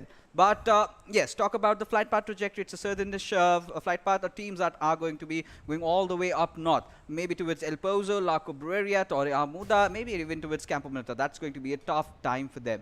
But if you can take a look, a lot of teams have already taken the plunge. INES dropping off. We also have the players of Team VTNxJyanMaara, Team T2K. They are kind of going towards the southern areas of Los Leones, as we believe. And that has been a very fruitful rotation. You get to loot those small compounds and then take your vehicles. Then you can get inside the circle. Talk about the circle. It's kind of tilted towards the eastern side. Now we do not have the zone prediction master with us. But Johnny, if you have to make any kind of speculations, if you want to take Ocean's Aura, what would you say where the circle would end? So Ocean's Aura is telling me that the circle is going to be towards La Benedita, and it is majorly going to be on the southern side of the La Benedita area and between Los Leones. So that's where Ocean's Aura, it is what it is telling me, and I'm going to manifest it and say the exact final circle. Yeah, absolutely. And if it could have been shown how the ocean is literally screaming. Yeah, we should have that. We should have a graphic of ocean on the minimap that just points out to the final drop location. That would be super fun. Would be even fun if the teams had it on their end, don't you think? Yeah, of course. But nevertheless, we'll just let the teams, play their games out and try to understand how the circle transitions, how the map transitions. Because casting so many games, I feel there is a certain pattern. You need to study that. You need to study every single circle, how it kind of diminishes, how it kind of closes out. But talk about teams fighting out amongst each other. We have the players of 247 already engaging. Vegeta, one of the players we did cast in the PMCO this time around from Team F4, has finally joined 247 for the PUBG Mobile Pro League. One of the very promising players, and alongside Rahman, definitely will be bolstering the squad up. Definitely. I mean, you have to be able to play around that one individual player, but we are going to find out how well the team sort of synergizes, because every time there's an introduction or a player going away from a particular lineup, it becomes sort of hard for the team to figure out what sort of a playstyle, what sort of individualistic skills and mindset that one guy has, and it can impact a team's performance a lot. But Rahman, as you said, so very well said, that one of the best players the region of Pakistan has to offer is going to be joining the lineup. It is obviously going to be a positive impact at a certain point, though, because we have to see where or when exactly, if I'm to correct myself, when is this team going to hit its peak? Because when they do, they are going to be really deadly. And 247 is one of those squads that were already pretty deadly. So yeah, in fact, if you talk about the Pakistan PMCO, we did see them coming second, but the winners, this team sides, they were being very rarely consistent. They got those chicken dinners at the end, and they were so promising. And that is the kind of outing that I absolutely love. You should not always be completely a very aggressive squad. Yes, aggression is good, but you need to know when to control it, when to, completely harness it. You need to know how to take the fights, how to even disengage, because all these factors kind of help you out in quick maps like Sanhok. Because after this, when we head on to Vikendi, that all comes down to how the circle rotates, who's making that final entrance into the circle, how you've got all your angles covered. It all comes down to that. In Miramar, it's all about those high-range advantages that you have. You need to predict. Teams like RRQ, they do that to perfection. They somehow get to know where the circle is going to tend to shift around. They just go take that highest spot, take that highest peak over there, and they just take down every single enemy that they encounter. But well, Team Stalwart, finally, they're off to a good start. They had a good second game, getting that chicken dinner. Now their morals are boosted, and well, they are looting. They're looking good. They are almost at the center of the circle. So this has been their approach, right? We have seen freestyle. Even in Erangel, they always tend to go for that house just beside shelter, if you remember, and that's kind of iconic with this team. But today in Miramar, I want to see what they have to offer, because if the first game, you can say that there will be speculations. Yeah, the circle kind of favored them, but if they win this one out, they'll be shutting everyone down. Definitely, and that shutdown for the rest of the teams is going to be pretty brutal. But on the other side, we have to see how this one is going to play out for certain particular teams and those 4 individuals, how they're going to react to this. Namely, it's going to be Team Bablu, who are all the way towards Valle del Mar, DRS, who are on their way towards Monte Nuevo and are moving into the circle towards the power grid area, and also Team FS, who are still at El Pozo.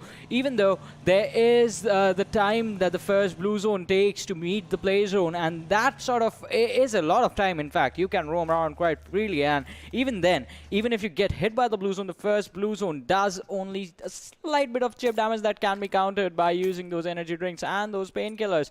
These players need to get moving, because in a little while the edges are going to be starting to get contested, and that sort of raises a pretty big problem, because on this map of Miramar, a map that is filled with all those open areas, you can be caught completely off guard while riding in a buggy.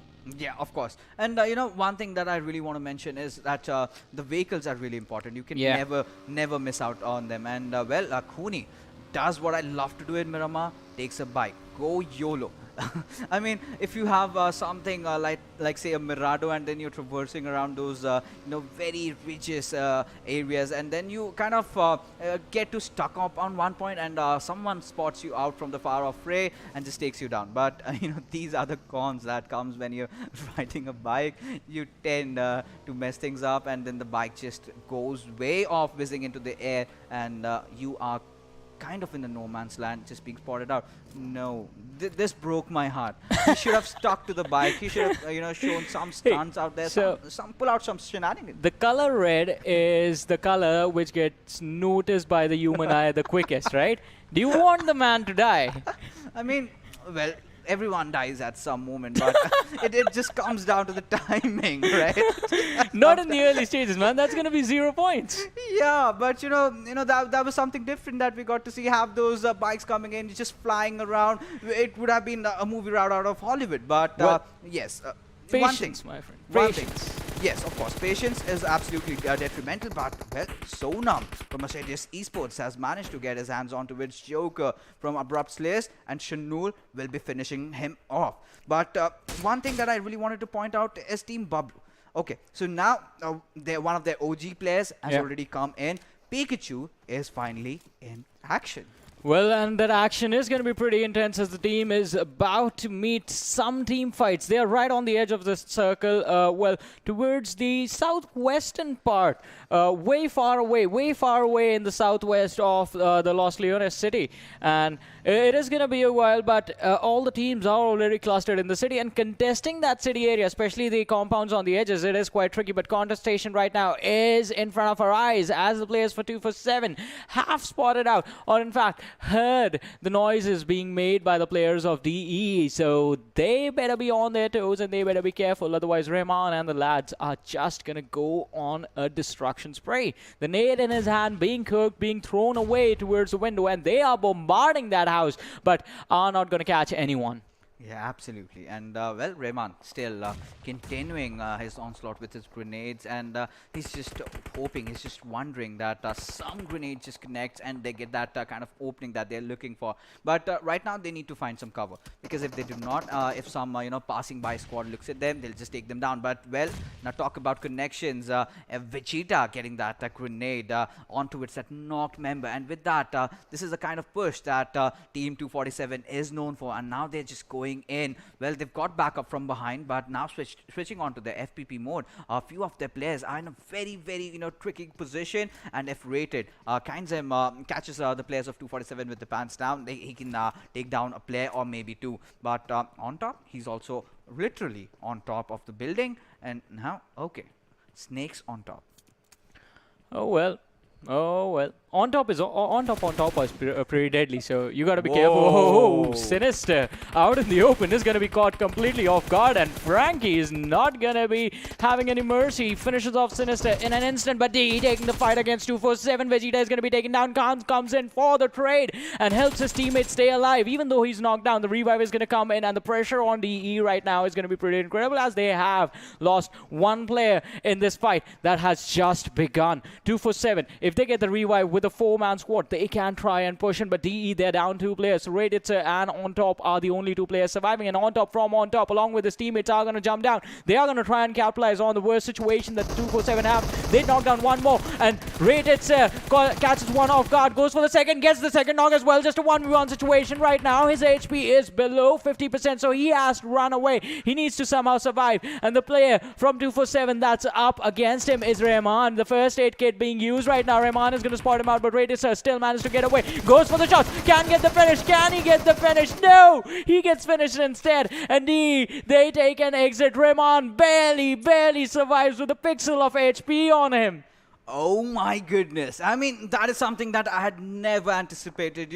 I was just going to go all skeptical about Team DE. I was just wondering where were those retaliation grenades. But no, they instead go in for that very, very daring move. Jump down from 2 corners, kind of try to pinch it down the players of Team 247.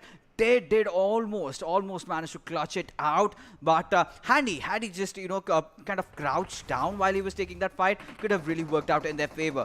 But now Assiduous Esports, they are still in a kerfuffle against the players of Team A1 Esports. Dante bring down a couple of bullets, will take down Sonam in the process. Shinul, he's trying to enter, and now it's looking so bad for them. And Muffin and Z1 Crazy are the 2 players surviving. What are they going to do? Can they take down the players of A1 Esports? Because Bablu is in the nearby fray, and they might just go in for the third party. Well, yes, the third party can obviously happen away, but they're going to have to be careful about this, because sometimes when you are going for the third party, the other 2 teams can just turn on you. So you need to pick your perfect opportunity to go in for that mission that's going to be to wipe out the surviving squad. You might not get as many points as you would in a normal scenario when you would be basically charging upon 2 weakened squads. But okay, look at this. Bablu, they are going for the party, and Tyrant is going to get the finish on the players of ASE. It's just Muffin that's in front of him, and Tyrant switches over to the AKM. But the circle, it's moving towards Impala. And Ocean's aura did not really kind of be 100% precise. It just shifted a bit towards the eastern side, and I guess we might get to see something on towards the northern side of Impala, where all the teams are kind of stacking up. But what can set them off is a southern circle just below Impala. But right now we've seen a cluster of teams on the northern side. Everyone has to shift. So whichever team, like Team Bablu, has a really good chance, a really good window. But right now, A1 Esports, Jax, you cannot miss so many shots, my friend. Muffin was right out in the open at this level, missing out on all these shots. That's definitely gonna hurt. And he's, I think, a pretty new player in the roster, and must be pretty nervous, but it's alright. It's Scrims. Now you can make all those mistakes, but you cannot tend to do the same during when the Pro League really starts off. But there's one player that has been making the headlines so far. That's Frankie. And we did see how beautifully he has taken down Sinister. Definitely. I mean, you have to go for the points, right? And right now, as we do know the new point structure, it rewards the teams for being aggressive rather than just going for those hardcore placement points. Because, well, you finish first, you just get 15 points. Previously, it used to be 20, right? And you could finish first with 2 to 3 kills, and that would still put you up ahead of the team that is second with 6 kills on their name, with 7 kills on their name. So the teams that were below in position, they had to work extra hard to be able to capitalize on the number of points. Jax empties out a clip and catches absolutely no one. But Frankie, I can see That him man on is the brutal. sideline. Yeah. Yes, this is certainly one of the players that I am getting so enthralled to look in for the PMPL this time around. I think he might be the new search, new find, because every single PMPL, every single PMCO that we get to see, we see some new talents. I did not see much out of him in the PMCO at all, but the way he's playing, he's looking so confident, and he's full of grit and determination to make a name for himself, and this might be the perfect platform. The hype has already been built on. All that he needs to do is live on it and stand by it. But with that being said, well, Frankie, he's got his whole squad, but the players of Team R3D, they look really determined to take this fight, and it's at a very promising location. In the next circle shift, we might get to see if whether this place is inside the circle or not. But as things are right now, Team R3D, they have always tend to take a few fights, and that's a good thing. That's a good thing, because you need to have your hands warm right before the real action goes in. The more fights you you engage in, you know what are the kind of mistakes that you can make against all these teams. So having an aggressive approach is definitely good, but you also need to know how to disengage. And with that being said, the 4th airdrop comes in, and this time we have an AUG. Well, I'm not a big fan of it, but there are a few players who love using that weapon. Well, definitely. I mean, there are a lot of players that love using that weapon. Ocean sort of nicknamed one of the players after that weapon. From the wildcard region, though, we did get to see him during the World League previously, but this one. Okay, Fixes, what do you have to say about the fact that the entire team of R3D has been denied this fight by just one man? It is just one man holding them off.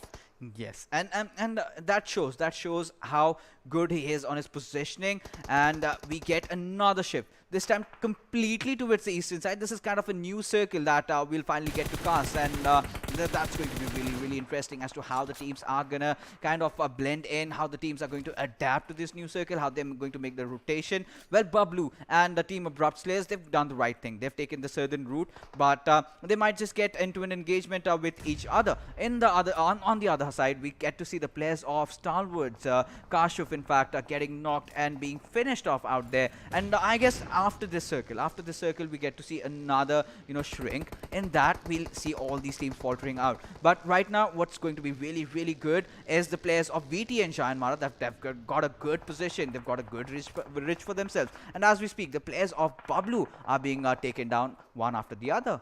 Well, definitely, and the players falling out is going to be quite sad, but we do see 2 teams take an exit from this matchup already. One of them, D, got wiped out in front of our eyes, and the other one, well, it took them some time, but Assiduous Esports, they have also fallen down out of the match in Miramar. A1 Esports, Shoykart being taken out. INES entry, oh, he's going to get entered upon right now by the players of Team Bablu, and they are hungry for that kill. Entry has been completely isolated on the top floor of this compound, and we do see the other players running in his direction. He is going down, and 3-1 takes down one team, will going down. Oh, Entry, the clutch can come, and no, Pikachu, the lightning bolt with 1 HP.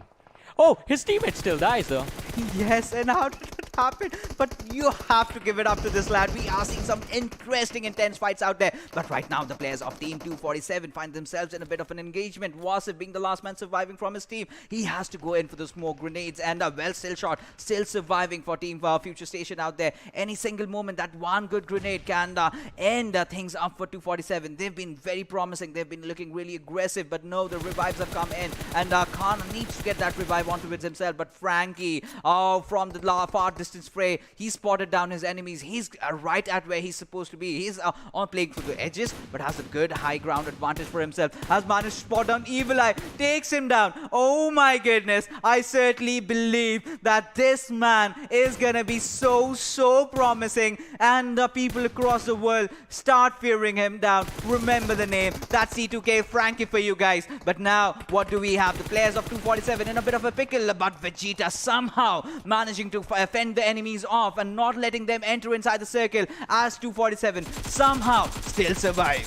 Yeah, definitely. And can they survive for long? Because the crosshair of Frankie is right on top of them. With the high ground advantage as well, he is able to get a clear line of fire between him and his opponents. But looking at the kill feed, the action is just getting started as Venom Legends, they step into the fight. FST, they are taking a fight of their own against the blue zone out of all things. And that can spell a bit of trouble, a bit of unluckiness for the squad. R3D still surviving. So they were the ones who were holding off Frankie, and he somehow managed to get away and turn around on them. But Nightwing, he is going to get a kill secured for him. And INES or Ichi, are you going to get away out of this one? The utility in his hands is being thrown towards the players of R3D, who are just trying to keep the distance off between them and their opponent. So how split apart are the players of INES?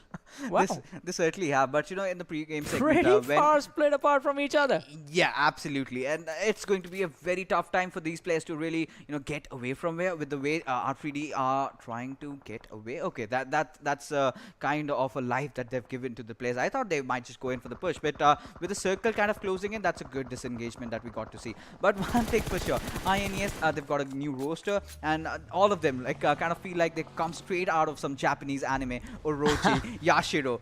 Oh my god, I love the names. I love the names too, and I agree with you. It's like they are anime characters, but they have to show us, are they going to be the hero or are they going to be the villains? Are they going to be the big bad beast, or are they going to just stand up tall and beat everyone else to take the victory, just like a protagonist in an anime or a superhero movie? But right now, Steel Shot on our screen. So moving forward, it's going to be tricky for him and his team to cross this trajectory, because there are high grounds in front of them, and we do see on the minimap as well that there are squads present in those high grounds. So contesting and moving forward, they have to be extremely careful, otherwise they are going to end up dead. It's just two players surviving for the squad.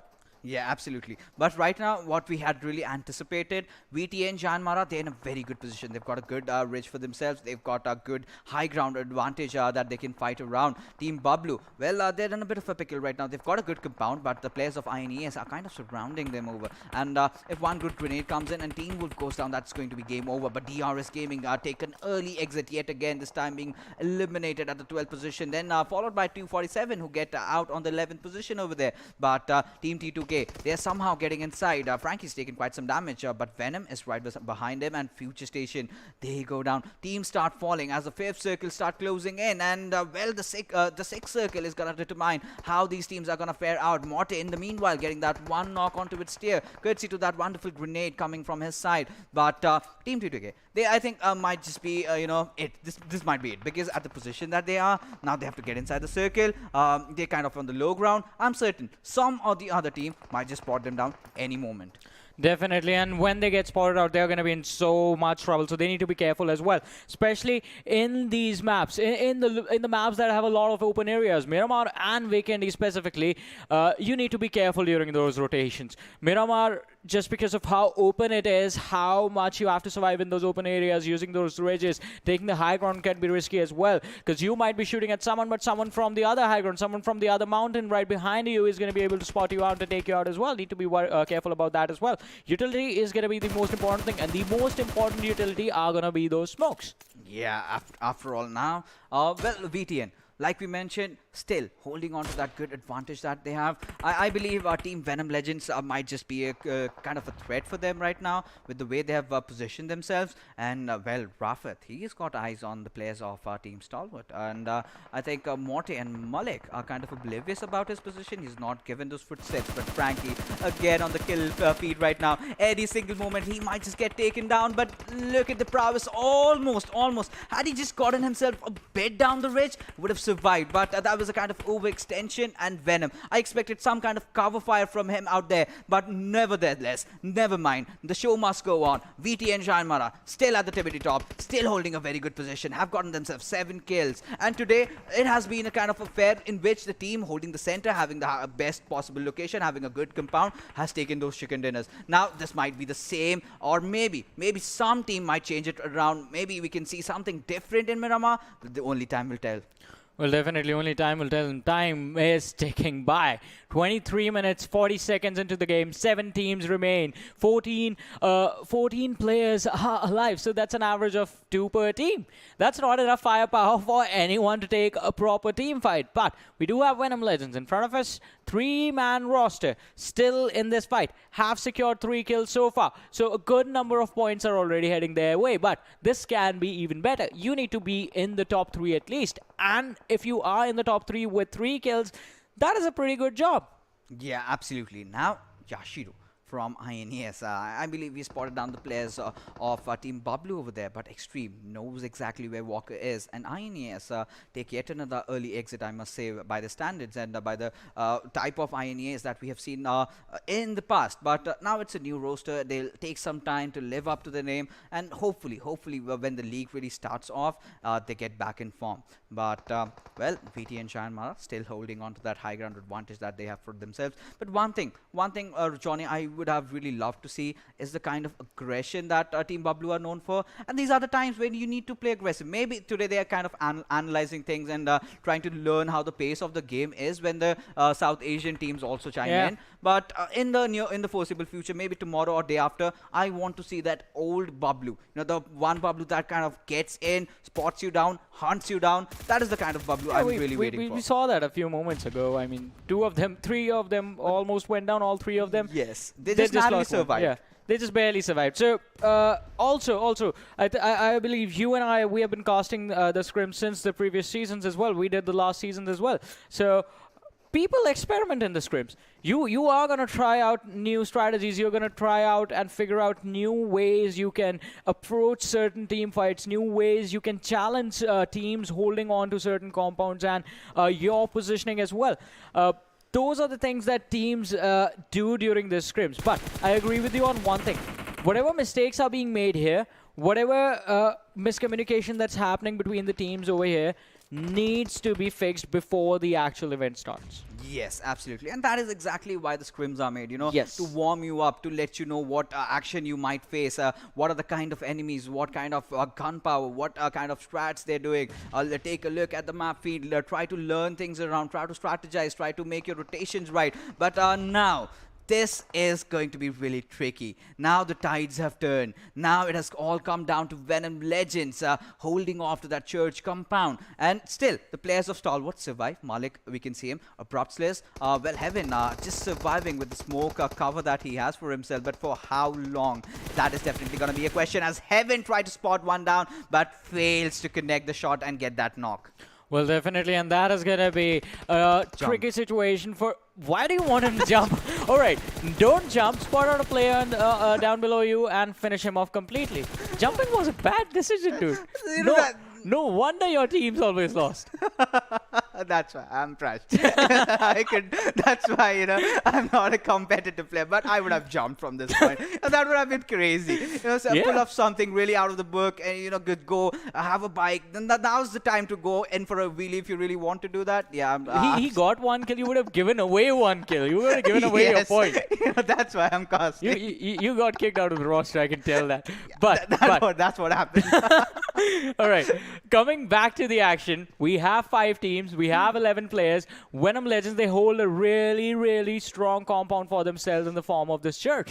The problem lies in the fact that the guy up above them, that is the only guy who can cause them problems. Other than that, everyone is down on the low ground along with them, and they can take these fights quite comfortably. This team has the man advantage in terms of the numbers of players that they have as well. Team Bablu, we do see them still surviving into the top 5 with just 2 players to their sides.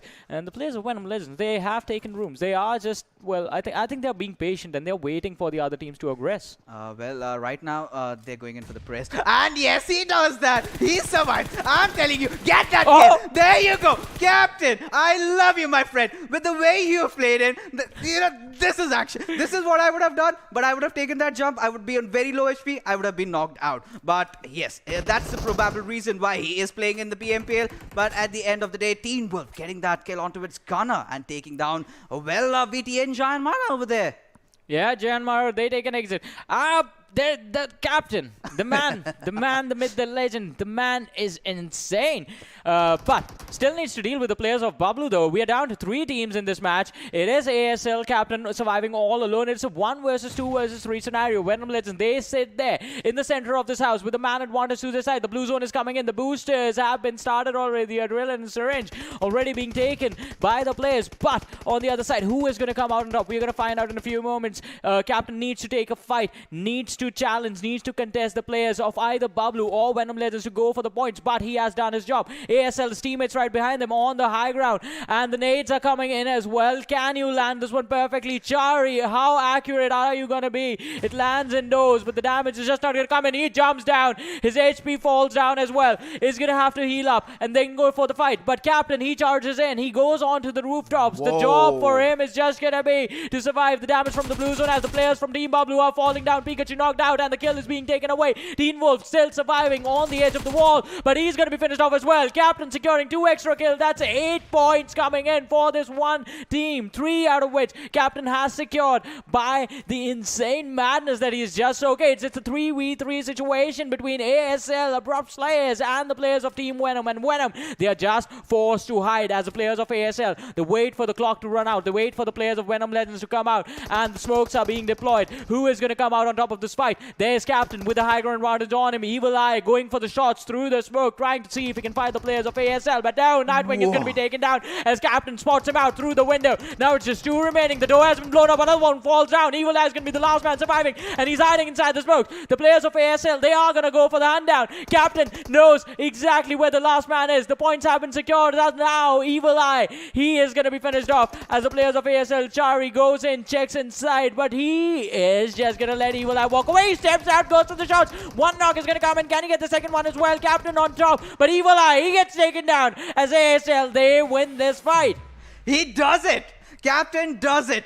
The MVP of this game, undoubtedly. So much he did that in those last crucial moments, ensuring Abrupt Slayers' victory. You know, right from that jump and that knock that he did, and after that, going all the way up the church, and that was perfect. Had he had a few first aids, had that gone boiled down to a heal battle, he could have pulled out one as well. But staying on the high ground, you could get those sound cues. Yeah. He relayed every single information to his teammates. That was perfect teamwork. Those were some hard ballsy plays that he pulled out, and as a result of which, a winner chicken dinner coming out for Abrupt Slayers. Exactly, and that was a mindset of steel, man. Because once your HP drops down below, I think 30% is when the players start getting uncomfortable in team fights. But he knew exactly how he had to be precise. Jump down, low HP, takes down one guy. Not just him though. Chari made a similar jump as well. He lost around 30 to 35% of his HP bar in that one jump. And had the players of Venom Legends just aggressed at that point, they could have taken a 3v3 fight against ASL and come out on top. But they delayed it. They gave them the opportunity to heal up. Yes, absolutely. And for me, I know who the MVP is, but let's see what the stats call out for. Let's check who the MVP of this particular game is going to be, and that's going to be VTNxJyanMaara's gunner. Courtesy to those 6 kill and 978 damage, he is the MVP of this particular match. But so much really happened in the last final circle. It was that church it came down to, and him taking that height advantage, taking the stairs, going up above. He did spot out the players of Bablu off guard, and they did not see him coming. And those are those kind of unpredictable and risky plays that win you the games. You need to take those risks to reap higher rewards. I completely agree with that. Had the players of Team Bablu taken the risk of wrapping around the church and going in the blue zone for, I think, just 1 or 2 seconds, they would have spotted him out. Because if you go back a little bit, like 5 minutes back in that final team fight, Team Bablu, they were charging in from the left side of the church. Captain was at the back. The other players of the ASL were on the top on the right-hand side. There was no support coming in for him. He could have been finished off, and that would have resulted in the outcome being, well, massively different. Yes, things could have been different, but what really happened was Abrupt Slayers got themselves an amazing chicken dinner out there. But right now, let's take a look at the other top players in this game that are gonna be following up Kana, and we do have Captain on the second spot. And just 2 kills shy, but he's there at the damage, 965 being the exact number, 4 kills for himself, and even Chari, the kind of support that you mentioned coming in from him, and they did not have much of those good covers. They knew that they have to make those risky plays, and they actually went in for it. But coming to the 4th position, we do have Kuni, followed by Teen Wolf. But right now, what we are witnessing from Team Bablu is completely different. This is a kind of, in the Bablu that we've known in the past, kind of goes inside the compound, takes down players one after the other. But this Bablu is kind of trying to play a bit tactical. And they're playing out of the comfort zone. We know they just kind of spot enemies down, just go in for them. They don't take any two thoughts on it. And that, do you think it's a good thing, or do you think it goes otherwise? See, I think it's a good thing, because otherwise the old Team Bablu would have never survived to the top 3 with just 2 players. This one did. Yeah. This one survived from the early stages, losing out on one of the lads, losing out in fact 2 players, and made it all the way into the top 3. That is important. Those points are important. Yeah, absolutely. Those points are certainly important. What is also important are the match summary stats that we have for you right now. And let's take a look at the number of smokes and grenades being used. 227, a very good number. With the kind of the zone that was being formed out, VTNxJyanMaara sitting at the very top, and then they was just thrown off guard. They did not have the perfect circle, but somehow still kind of tend to survive for quite some time. They got a few knocks for themselves, a few kills were converted. But talk about knocks, 61 knocks out of 54 were converted into kills. And just that one grenade kill, it's Miramar, it's alright. But what we have not seen so far is that one vehicle kill. Oh yeah, we are yet to see those vehicle kills. But hey, we are just getting started. We have a lot of time. We have a lot of matches. Yeah, it's just a trailer. Yeah, just the trailer. But what I really like is the usage of utility. Because when you have these open maps, Sanhok, we understand. Sanhok is a really small map, so your guns do the job enough. Well enough, in fact. On Erangel, on Miramar, on Vikendi, smokes are your best friends. Along with your weapons, you need to have as many smokes as you can. Creating cover becomes a massive issue on Miramar and on Vikendi specifically. You need those smokes to create pathways for yourself. Otherwise, you aren't going to be able to move in the final fights. Yeah, of course. And we got to see that. A lot of teams were taken down while they were trying to enter from the 6, when the 6th circle kind of started to shrink in. But right now, let's take a look at the map standings and see how the teams are fed off in this particular map. And there you go, Abrupt Slayers getting that chicken dinner with 11 kills. Will earn them 26 points. VTNxJyanMaara will be following them up, courtesy to those 9 kills.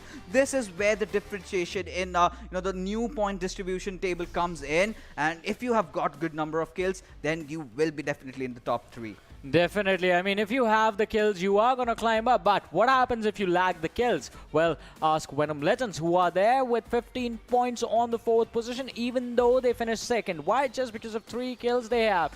Kills are going to be important. This new point system is going to build a meta that is going to give us those bloody games, those massive games filled with massacres of teams getting into early game team fights, into those late game team fights as well. And that just changes everything. That changes how we and these teams used to look at the game at the professional level. And sort of the strategies that are going to come in right now are going to be a lot different. Yeah, certainly. A different kind of stats are going to come in with the new meta. We were just having a conversation about Tommy Gun coming in. A few of the players were actually going in for that. Maybe in the future stages in the PMPL, we might get to see more of that. But right now, taking a look at the the kind of point standings that we have in this particular map. Deadeyes guys, PAINxELMT and INES. They've got those shaky starts, and they're not looking good. And Team T2K, Frankie was looking really promising. He'd got a lot of knocks, but could not really convert that into kills. And he was holding the fortress alone. And I felt somewhere down the line, I really want the other players of Team T2K to step up as well. This is a team that is very promising. After the 2 games, we saw they were on top. Right now, they've taken a kind of a dip right now. But I think in the 4th map that was going to come after this in Vikendi, they might step up as well. But one thing is for certain, every single team is so well prepared. Every single time we getting some new teams are taking those chicken dinners. You know, the team that came, the team that got the chicken dinner in the first game kind of is getting eliminated very early in the second game. Yeah. And every single time we're getting a new winner. So that showcases what this time, how explosive PMPL is gonna be. Exactly, it's going to be super explosive. Everyone has stepped up their game, and it is going to be so important for the teams to figure out one of the best ways for themselves to be consistent. Yes, consistency is the key. We have said that n number of times. This make this n+1, and with that, let's take a look at the overall standings and see after all these games how have the teams fared out. And Abrupt Slayers, courtesy to that one chicken dinner, now they sit right on top with 42 points. Yeah, well, 42 points to Abrupt Slayers after the amazing performance that they had. And look at that, 20 kills already. But right below them, do you see High Voltage? Do you see High Voltage? 18 kills, 17 placement points for them, 35 in total, but the points are tied up along with Team T2K, which is sitting at 35 points. But with the more kills, High Voltage is going to take the second position. Team Bablu, they are in the top 4 right now with 34, so the difference is not that big. Stalwart Esports as well on the 5th with 32 points, 10-point difference between them and the first position. So this is where the impact of what you just said comes out. If you're not consistent, if you are not consistent, the gap between you and the other teams, it's not going to be big enough. And why does the gap need to be big? Because it allows you to have a safety cushion. You can mess up one game and still stay in the fight. But Assiduous Esports, INES, and Paid, all these squads sitting on single-digit points. They need to get at least one chicken dinner to keep them in the fight. Yeah, absolutely. And well, it's just to start the first day. Maybe it's not their day. Maybe, you know, tomorrow they come all guns blazing. But with that being said, we are all hyped up. I'm completely stoked as to see what happens in Vikendi. But before that, we will be heading out for a short little break, and get your popcorns in, as we'll be right back for you guys.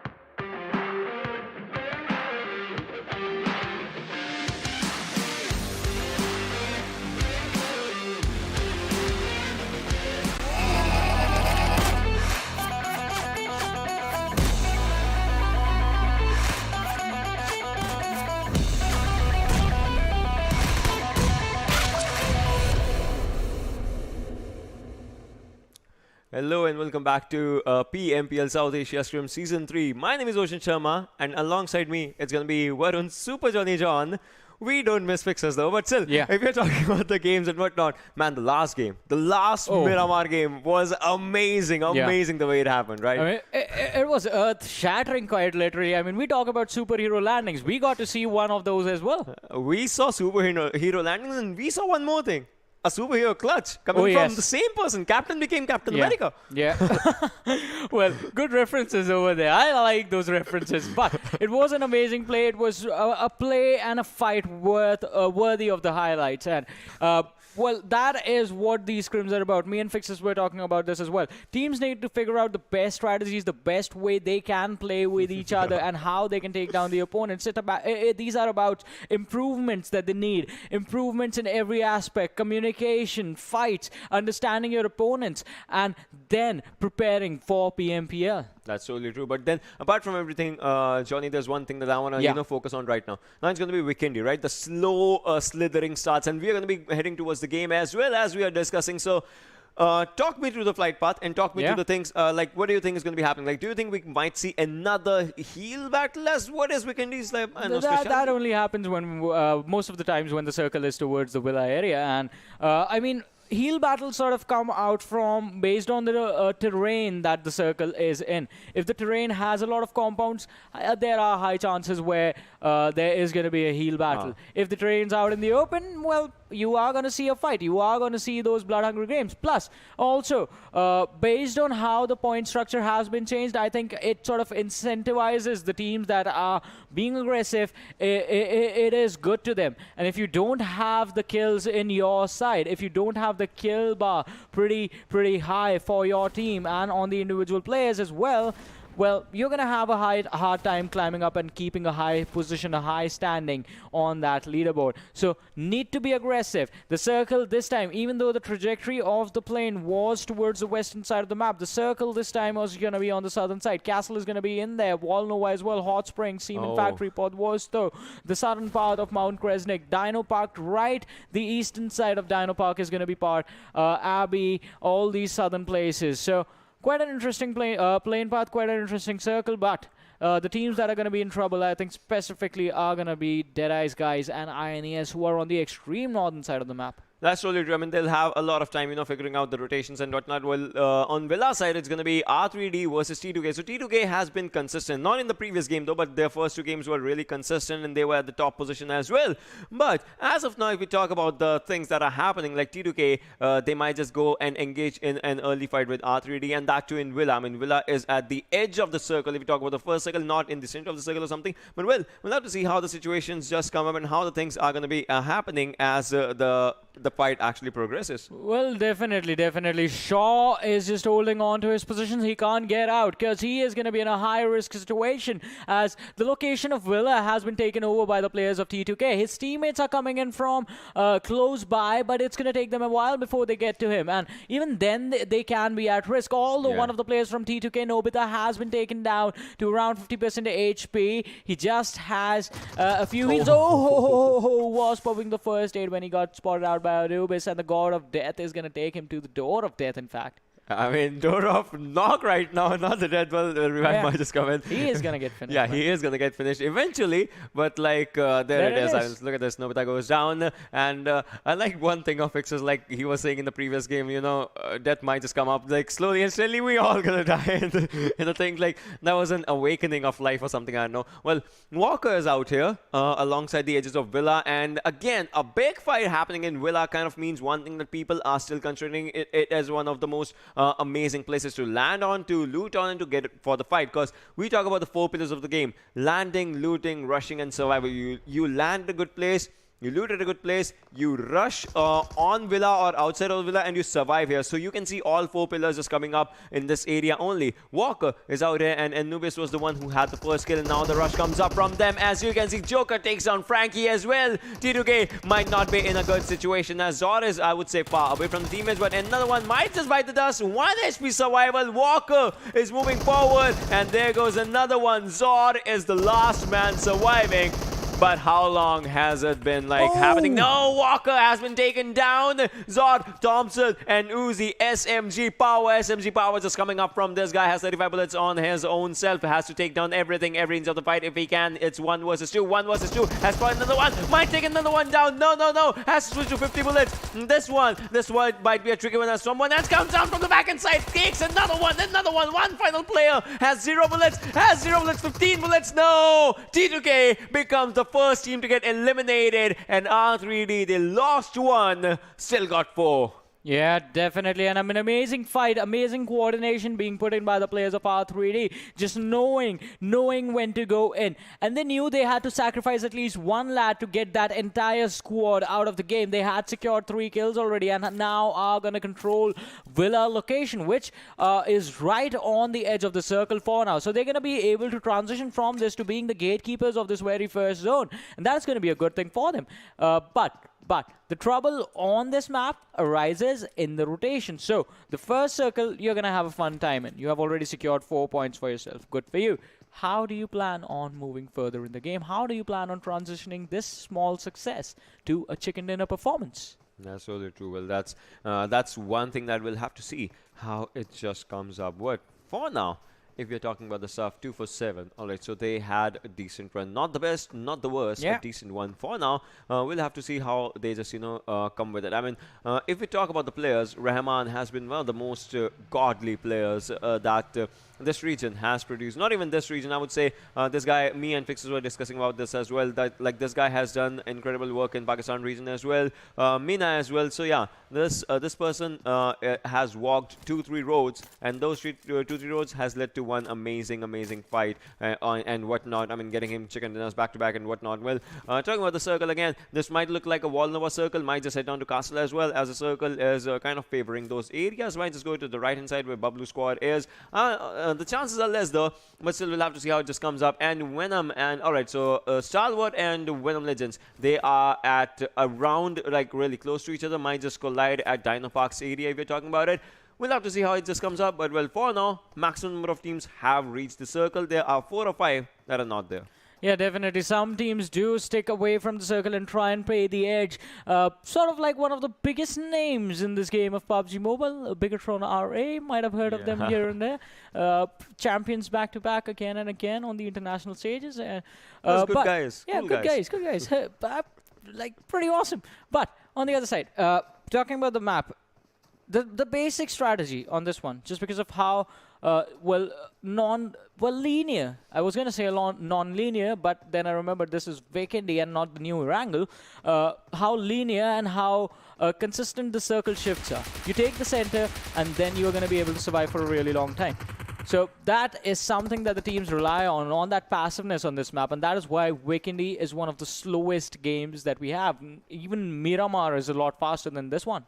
That's really true. And Vikendi, it kind of comes up with one thing, as the first zone in Vikendi kind of comes up with the 5 minutes, and then 6.5 more minutes to for the first circle to shrink in. As we are talking about the standard circle rules, standard esports rules, it just comes up as 1.2 times lesser the circle time, but 1.2 times faster the circle shrink. So those two things kind of come up with a lot of good things. Well, Black is moving with the Thompson in his hand, and right now Venom 2 has spotted one, takes one down. Oh my God, More goes down. Stalwart is in a bit of trouble as they won, I would say, Sanhok's game. Stalwart, they won in good hands, but now they might be in a lot of trouble. R3D Esports goes down and he will be finished on the other side, but now Venom Legends, they have to take this fight and they have to do it right now. Yeah, they have to take it. In fact, as you said, Venom Legends, even the last time, the thing that they lacked was those kills. But this time, Nightwing has already been taken out. Evil Eye is out. It's just Shuvo and Rufford that are still surviving. But Stalwart, they are coming in their direction. Rufford, you need to run, buddy. Run to your teammate and go for the revive.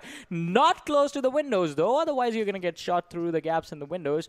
That can be a really, really regretful mistake. Goes behind the walls, the teammate crawling towards him, and his teammate, Shuvo, his job is just going to be to try and see if he can spot out the players from Stalwart or actually get a backstab on them. But now, the players from Stalwart, they are coming in. Oh, there is Black, along with his teammate right in front of him. And this is going to be a one-sided assault by this team. But Evil Eye, he's back up on his feet has been revived. Needs to heal up as fast as he can. Needs to find that opening. It needs to find that breathing space to use the first aid and get at least 75% HP so they can deal with this onslaught of the 4 versus 3 situation, which right now is a 4v2. Because the players of Stalwart are sticking together, whereas Venom Legends, they are split up. Evil Eye, why is he not healing? He doesn't have the time. He is healing right now, but we do see Monte coming in from the other direction. He needs to be stopped. The Molotov has come in. Evil Eye heals up to 100%, but too late, too low. As his teammate falls down, Black is going to be taken out. Evil Eye charges in towards the other guys, who switches to the other side of the door. What is going on right now? Shua is not able to provide come in fact, with the cover fire, and he saw his teammates getting taken out. Shua takes a lot of damage from Malik and is going to drop down to around 10% HP. That is the end. I think this is the end of Venom Legends in this match. Yeah, and there it is. Yeah, this was. I mean, think about it. Stalwart was in quite a bit of disadvantage when the fight started, and Venom Legends was taking them down. But then you just turned the tides in your favor. That was amazing by Stalwart. This shows one thing, that what a champion's mentality is. Meanwhile, on the other side, if we're looking at this team, if we're looking at Muffin, you know, he's kind of in the central situated-ish island right now. He just needs to move from there. But on the other side, Bablu Tyrant goes on by DE Shivu. So DEADEYES guys, they are looking good with the fights, and they are taking fights with Bablu. That just means one thing, that the team is ready to, you know, pick up good names, and they are starting with Bablu. On the other side, Stalwart, yeah, they had a fight right now. Another major thing is that they have to move inside the circle, because circle movement is important right now. Well, yeah, circle movement is going to be pretty important. It's going to be pretty important for the IGLs to read the movement of the circle and predict. But Bablu, they are taking the fight against the players of DE on top. Gets on top, but can he survive? And can he help his team come out? Goes for the spray with the SMG. Gets the target. Gets one knock. Gets a breathing space for his other teammate as well. But the players from Team Bablu, they have surrounded this house. And there is no revive for the player that's outside coming in. It's going to be a 3v3 situation. Team Wolf gets taken out by Waduser. And Team Bablu, they are falling apart one after the other. Pikachu, he's the last man left standing for his team. And he has to hold on. But he's not going to be able to survive. As he gets charged upon in his face by On Top, and he is going to be finished off. Team Bablu taking an exit with just 1 kill on the 14th position. I mean, it obviously looks bad for the team right now, because of the new point system, it's going to give them a big drop, which they don't want. Obviously, no one wants that big of a drop if you're talking about it, but well, we'll have to see how it just comes up. As you can see, other teams are moving forward. On to Volnova's side, as we can see, PAINxELMT is just a team that is staying in Volnova, not just moving anywhere right now. ASL, Abrupt, Slayers are just also out there, but well, on the side, DRS is on the northern side of Volnova. That looks decent, and on the back end, it's going to be CZ and 247. So those teams are looking good. But circle.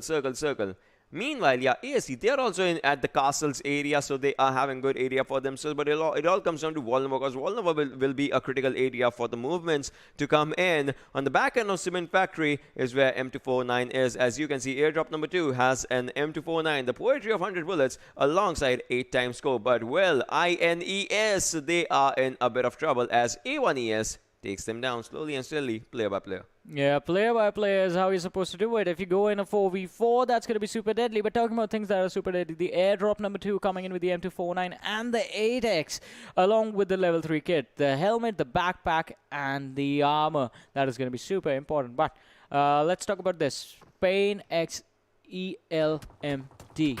They need to survive the high ground. They have lost 1 player already, so they need to be careful as to how they position themselves individually and as a team on the map in comparison to the circle, in comparison to their opponents. But right now, INES, they have spotted out the players of A1ES, A1 Esports. Tier was going for the peak with the G36C in his hands.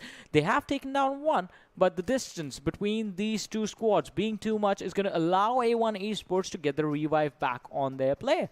And INES, they need to worry about the fact that in a few moments, this area that they have might just go away from them, as the circle might just move away from them as well.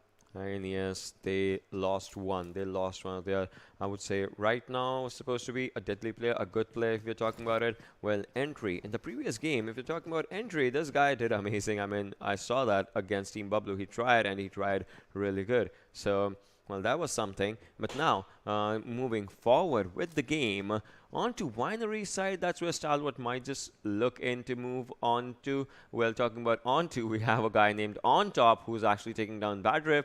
So yeah, that also, you know, just comes up good for the players. I mean, right now, every single kill counts. I mean, previously also it used to count, but now it kind of, you know, comes up with that new point system. You kind of need to be on your toes with every single kill. You might have good amount of kills, you might get eliminated soon, you'll still be in top 3. You might have bad amount of kills, you might get eliminated on the 2nd position, you might fall down in the overall standing. So yeah, those things kind of come up. But right now, Warusa, he has spotted someone, but well, he did not shoot yet. It's going to be Machine versus Warusa, but before that, Machine has to heal once again. And meanwhile, another circle shift is what we will be seeing right now. Definitely. And where is it going to go? Where is the next circle going to be? Where are the players going to have to fight? It is all going to be decided in the next few seconds as we witness this historic moment that's going to be laid out in front of us. All right, I think we're going to have a collision already. Why am I building it up so much? Because look at that. Squad number 18 and VLT-JMaara. That is the player from R3D, and the players from VTNxJyanMaara are quite close to each other. So the rotation is going to be quite tricky for them. Also, squad number 18 that is stuck on the castle area is going to be in some trouble. But the circle does move in a pretty standard way, so not particularly a hard shift, if you will. Most of the teams are already in a pretty comfortable position. That means the only fights that might take place are going to be to contest certain compounds that are going to be in the center where the river meets and where there's the Volnova bridge. Either that area or the Jyanmaara fight that I was just talking about. Yeah. Well, and now coming out to the Volnova side where the circle is shifting. I mean, the circle center is still Volnova, plus we can see airdrops coming out there as well. So we, as we are talking about the rotations and whatnot, teams will be looking forward for it. On the meanwhile, well, Extreme is out here, as you can see, and VTN, they will be looking good right now. They just need to spot the players, and I think they have a decent idea of where the players might be. They just, or maybe if they are just, you know, baffling, just moving here and there, that kind of looks good as well, looks decent as well as we're talking. Well, Gunner is out here as well and needs to move. Those guys, they don't have to move like as of now. If they want to, they can move, because it's like 30+ seconds that they have to move on to the next zones or something, but they are still inside the circle, not in like properly inside the circle, but still at the edge of the circle. So yeah, it kind of favors them, but well, it depends. If someone else, you know, takes their rotation, then it will be a lot tricky. Yes, it's going to be a little tricky, and it's going to be a little annoying for almost all of the teams. But Walker on the other side is going to be spotted out by Samir if he gets out, though. But the third airdrop, it comes in with the AWM. It comes with a snow ghillie suit. It comes in with the beautiful adrenaline syringe and the level 3 armor and the helmet. No backpack, but I think the ghillie suit more than makes up for it in this one. Also on the other side, I mean, you have to be careful when you go for this particular airdrop, because there is the squad of Abrupt Slayers, there is the squad of 247, there is DRS in the distance, although DRS are going to have their hands full with the players from PAINxELMT. Yeah, well, that's totally true. Well, PAINxELMT, they, I would say once again, this team has also been like decent, not the best, not the worst. So it has been a decent run for them today. And today I would say, so it's a saga of 4 days, right? So today is the starting day, so you cannot just, you know, put up proper pressure. You cannot build up the pressure on them as well, like they need to, and they need to win it come what may. So PAINxELMT, I would say they are just, you know, trying to realize for how the games are going, how the players are playing, what is happening, what is not happening, and all those things. And I would say slowly and steadily they will actually just run over for it. So PAINxELMT right now, as you know, they know they are players of DRS right in front of them. Obviously, they don't know the team name, but they know there are players right in front of them. They are just not rushing in, because rushing in right now will be, I would say, one of the worst ideas. So they're just, you know, waiting for them to make a mistake. We said in the last game that jumping was going to be one of the worst ideas, but that worked out. Yeah, that worked out. So we cannot, you know, we kind of need to rule out what's the good, what's the bad. Whatever we'll say, something. Hey, whatever works, man. Whatever works, it works. That's 2020. That's 2020 for us, ladies and gentlemen. Well, Sinister's out here again, so Sinister needs to spot someone else as well. And meanwhile, another circle's coming up. 18 minutes into the game, almost, and another zone shift. This might be an important one, and yes, it was. As teams on the castle side will have to move down, and that's where some things will be changing soon. Exactly. Some things are going to change as Castle, as you said, is going to be out of the circle for now. It takes another southern shift. Most of the teams have already tried, or, well, in fact, are around that Walnova area. We do see the squad on Hot Spring, so they're going to have to move in the next circle, because the next one is when the drastic shift is going to happen, and the next one is going to be the troublesome one. But right now, 3 teams outside the circle. They're going to have to move in. They aren't going to be contested on the edges, so that's going to be free entry for all these 3 squads. It's just going to be the control of the center. That's going to be a pain now. Not the team, though. But it's going to be a pain to the players. And they're going to have to fight for it.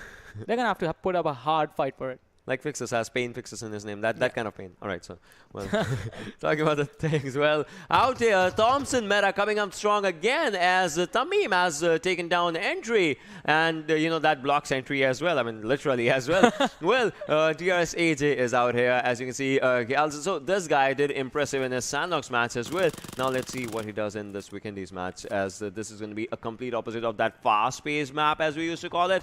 Well, things have changed, and things have changed for good, for bad. We don't know. We'll have to see, because this is kind of the slow phase of the game. In Vikendi map, you guys know there is a slow phase, and this is what it is, because there is a phase that we have to be ready for, because players are, you know, just calculating everything. Yeah. We need to come up with a name for this. We need to come up with a name to describe the early stages of Vikendi. The early stages. Wait, what? the early you're pretty good at physics. What's the slowest thing out there in the world? Yeah. Well, in the universe. Fixes his brain. I don't know. That's too harsh, man. My brain. You see, he predicted the jump, and he got the jump right. I'll give him that.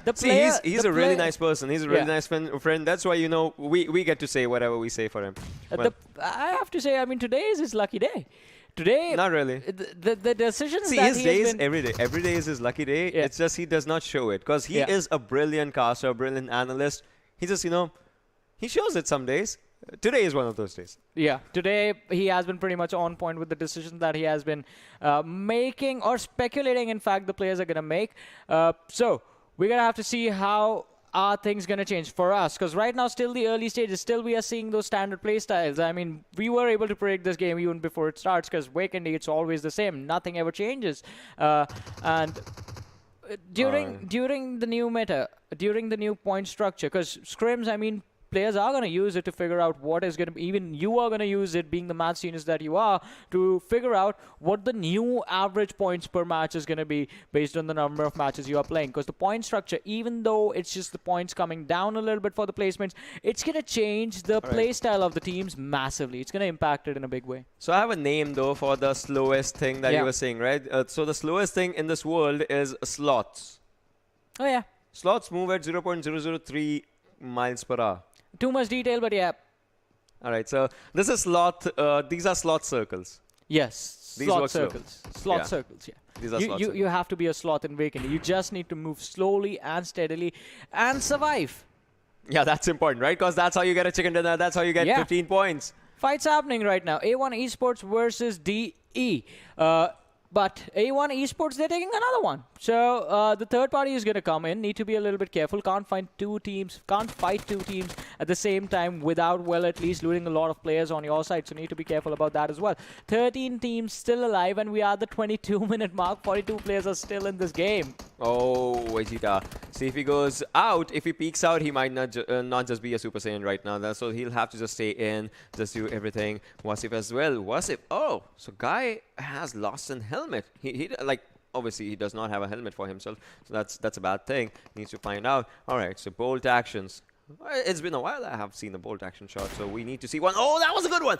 That was a good one. That was a good one. The way it actually, just connected. Look at that. That was a really good one on Vegeta. Yeah, perfect head coming in. But Fear, needs to be careful. Bolt actions, I mean, we have talked about the reason why the DMR meta became a meta. Just because of the rate of fire on those weapons. You can, I mean, sure, bolt actions have their own advantage in the terms of damage that we do see, but it's the rate of fire that impacts a lot. You miss one shot and you're going to be in a lot of trouble. You can't afford to miss your shots. Unless you got cover, right? Because if you got cover, then you are safe. If you do not have cover, then obviously it kind of, just... Yeah, it's a bad thing. It's a terrible thing for you as well. So, well, talking about the things that have happened right now, so...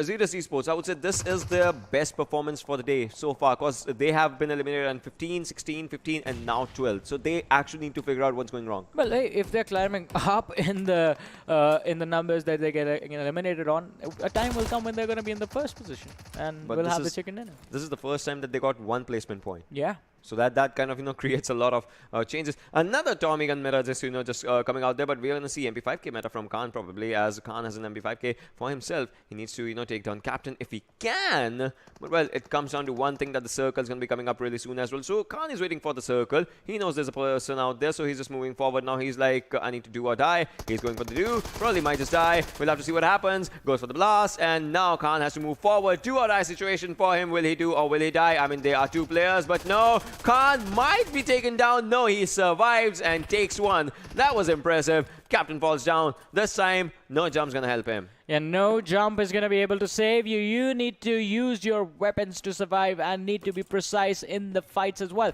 247, they are out in the open with just two players, and now is when the speed of this game is going to change. Because I don't think we are going to have a heal battle in this one, Ocean. We have 11 teams, we are at the 24-minute mark, and we still have 34 players alive. It's time to bring in the fights, and the fights are coming in as the players are being knocked out left and the right. The kill feed just going by, and it is going to be an interesting as High Voltage, they try to take a fight against the players of Stalwart. One of the teammates from the side of High Voltage has been knocked out. Assassin is on the other side of the wall, and his teammate is just trying to jump peek from the safety and is going to try and toss the nades to take out the players of Stalwart. And Kashuf is going to answer for that nade. Black has been taken down as well by Heaven. Stalwart in a lot of trouble as Malik is the only man surviving for the team, but not for long, as Assassin is going to come in for revenge. How dare you knock me down? I am going to finish you right now. Standing outside with the SMG in his hand. Is going to heal first in style and then go for the finish. Well, Assassin's out there. Look at this. One wall separating them. Havoc's there as well. Rosie's there as well. He's moving forward. He needs to spot one, but no! Oh my god, that was a brilliant strategy just coming up from the players. Just, using that smoke for their advantage, just to moving forward, just to move forward. But I don't think so. It's going to be helping them way more as Black falls down. On the other side, Rahman falls down. And Malik, he is still surviving. He is still there. Survival of the fittest. And that's where he pitched right now. Has popped up a smoke for himself, but will this be enough? I mean, he needs to stay alive and put right now.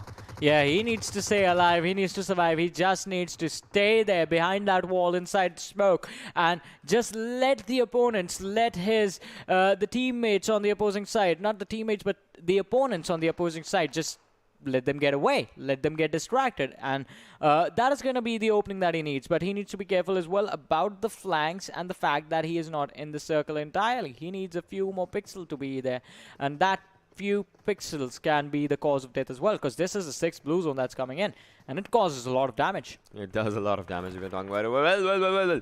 If you're talking about all those things, think about it. 10 teams surviving, right? So, numbers game, numbers advantage probably just coming out there, but will it be enough as the players, as the teams, as what we are watching, as what's happening? Well, for those things and whatnot, but now, smaller circles means smaller area. Like, more number of teams in a smaller circle means, your enemy might be right next to you, and that means you don't have enough time to just, think about everything. So we'll have to see how it just comes up. Yeah, we're going to have to see how things are going to come up. A1 Esports, though, things are not looking good for them as the players of FST, they are just tossing those utilities towards the players of A1 Esports, and 6ix9ine is going to answer for those. Dante is going to be surviving, but for how long? There are Molotovs right behind him. The nades are going to come in as well. He has a lot of smoke in front of him just as the cover. But the players, especially Tamim, he wants to go for the hunts. He wants to finish this one player of A1 Esports and secure the kill. But team coming in from the rear is going to be a distraction, and Dante uses that distraction to step up and knock down Tamim. He is not the one who got the knock. It was the team coming in from the rear, and that is going to be a lucky thing for Dante. But taking the fight in that situation was a bad decision. Although Dante just led FutureStation to their death. Yeah, that's totally true. That's totally true. Let's see what happens as 7 teams are surviving, 21 players alive, and one more might just go down on the situation. Cooley might just go for the blood out there, but no, almost takes one down, but will be going for another fire around. But will it be enough? Cooley reloads once again, has an M4, but right now goes for the grenade, switches in. Let's see how it all just, just comes up in the situations as we are talking. DRS AJ as well. 7 teams. That was a good grenade, but the grenade did nothing. I mean, it did something, but did not take the player down that was needed out there. Rahman right in front of them, but the second time is the charm from Cooney's side as it takes down one. Rahman cannot go for the revive. I mean, there's another one. Another nade just pops up, takes much more of the health. Now it all comes down to those throwable games as the players are playing. Goes for the revive.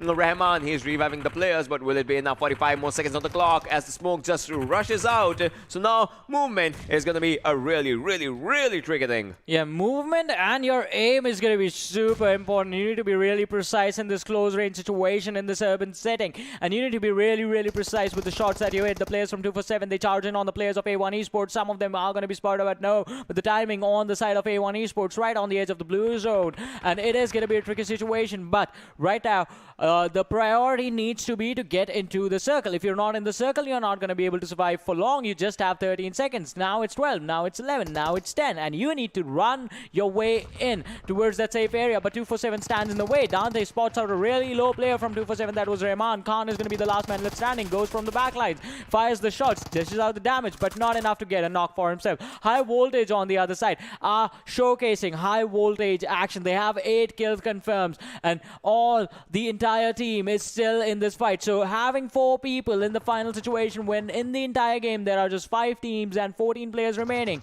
4 of which are the players of high voltage, is definitely going to give them a massive advantage. But Dante taking this fight against Khan, he is really low and he gets knocked out, and Khan is just going to run in towards the safety. But now, why did you get in the car? Why are you getting in the car? Heal up, run in. No. There is a team in front of you, but you should have kept on running. He is going to get taken out. Let's see what happens as the 8th circle closes in and 4 teams are surviving. 12 players alive in the situation. 30 minutes plus. We have reached 30 minutes mark, ladies and gentlemen, boys and girls, as of now. So this is going to be a hell of a ride as we are talking about it. CZ, they might just go for the win in this one. DRS's AJ is also looking really good, but can they actually clutch another for themselves? This is going to be slowly and steadily as 8th circle just is going to be closing in as we are talking about it. But for now, 11 is the number of surviving people, be it knocked out, be it alive, but still they are breathing. Not anymore as Gansen falls down, but now Mafia Ninja has to do something. He needs to do something in the situations for whatever it is happening out here. DRS's Nima is also out here. They know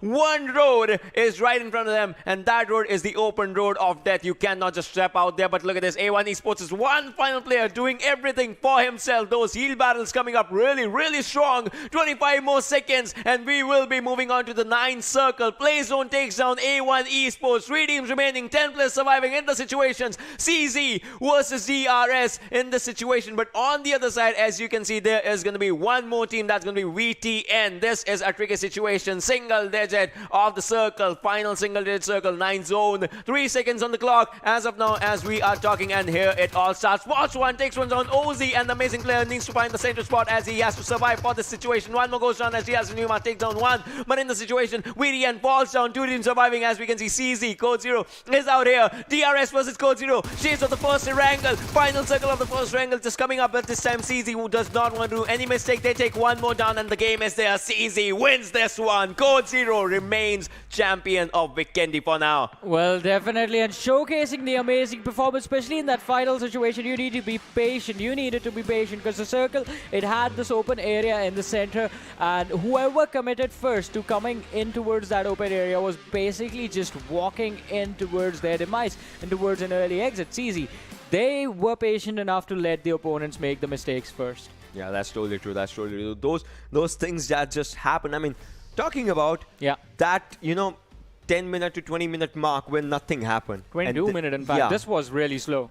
Yeah, and then after that, everything happened. I mean, I want to ask you, what changed with the circles coming up and with like A1 Esports players, just sitting in the vehicle, just doing heal battle? Like, what changed in the situations? I mean, it's just the size of the battle arena, right? That's important. The more area you have, the more people are spread away and apart from each other, the less fights you're going to see. The closer they are, the more fights. And in Vikendi, just because of how the terrain is and how consistently the circle moves around the center each time, of the center of the previous circle, teams hold on to the center. They don't want to give up their position points, so they just find a compound and they hold on to those positions for a really long time, up until the point wherein in the 6th circle we had 35+ players. Yeah, that's totally true. But then let's have a look at the MVP as well for this game, as we are going to be talking about this Kuni. Oh my god, this guy did amazing with the damage stats.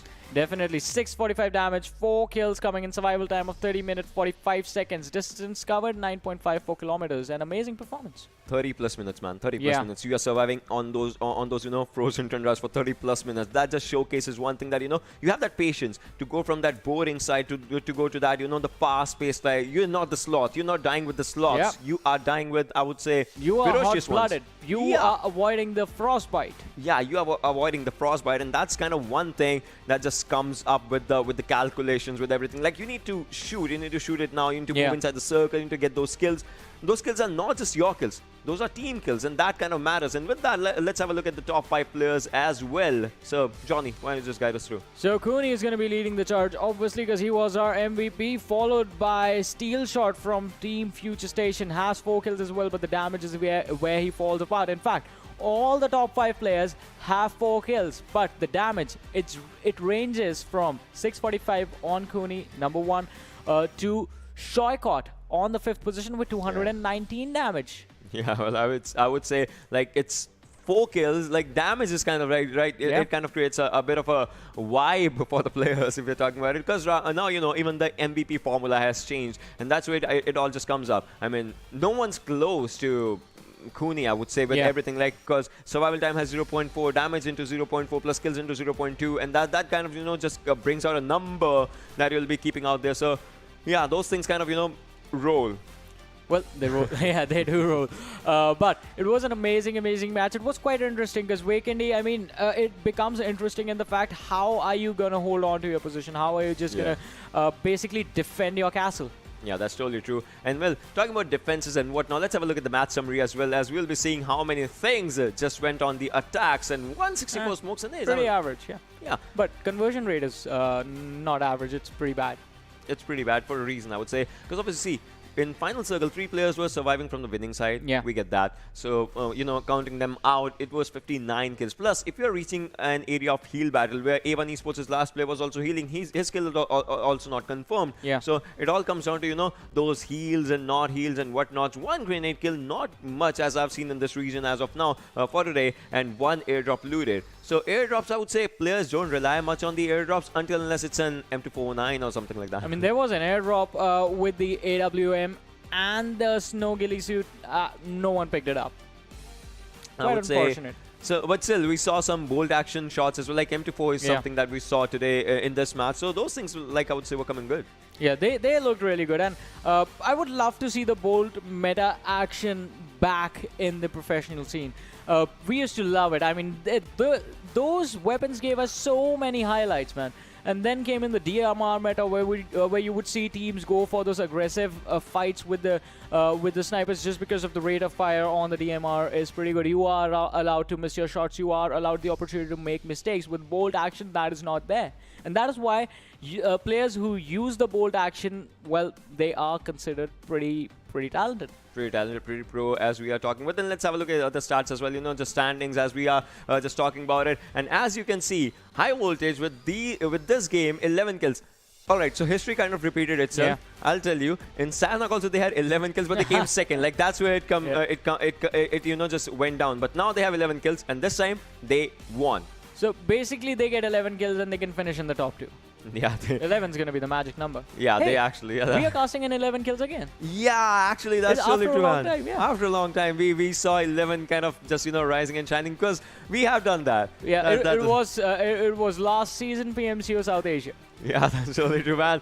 This has been quite a lot of journey while talking about it. But then, so you casted previous game as well. Yeah. So you know where it comes up. Look at the FutureStation, 1 placement point, 6 kills, takes them into top 5. So this is where it comes up. Plus there will be some other teams on the next table, next chart from 9 to 16, where there will be 0 kills, but placement points and kill points and all those things kind of just create a lot of difference. PAINxELMT, 4 placement points.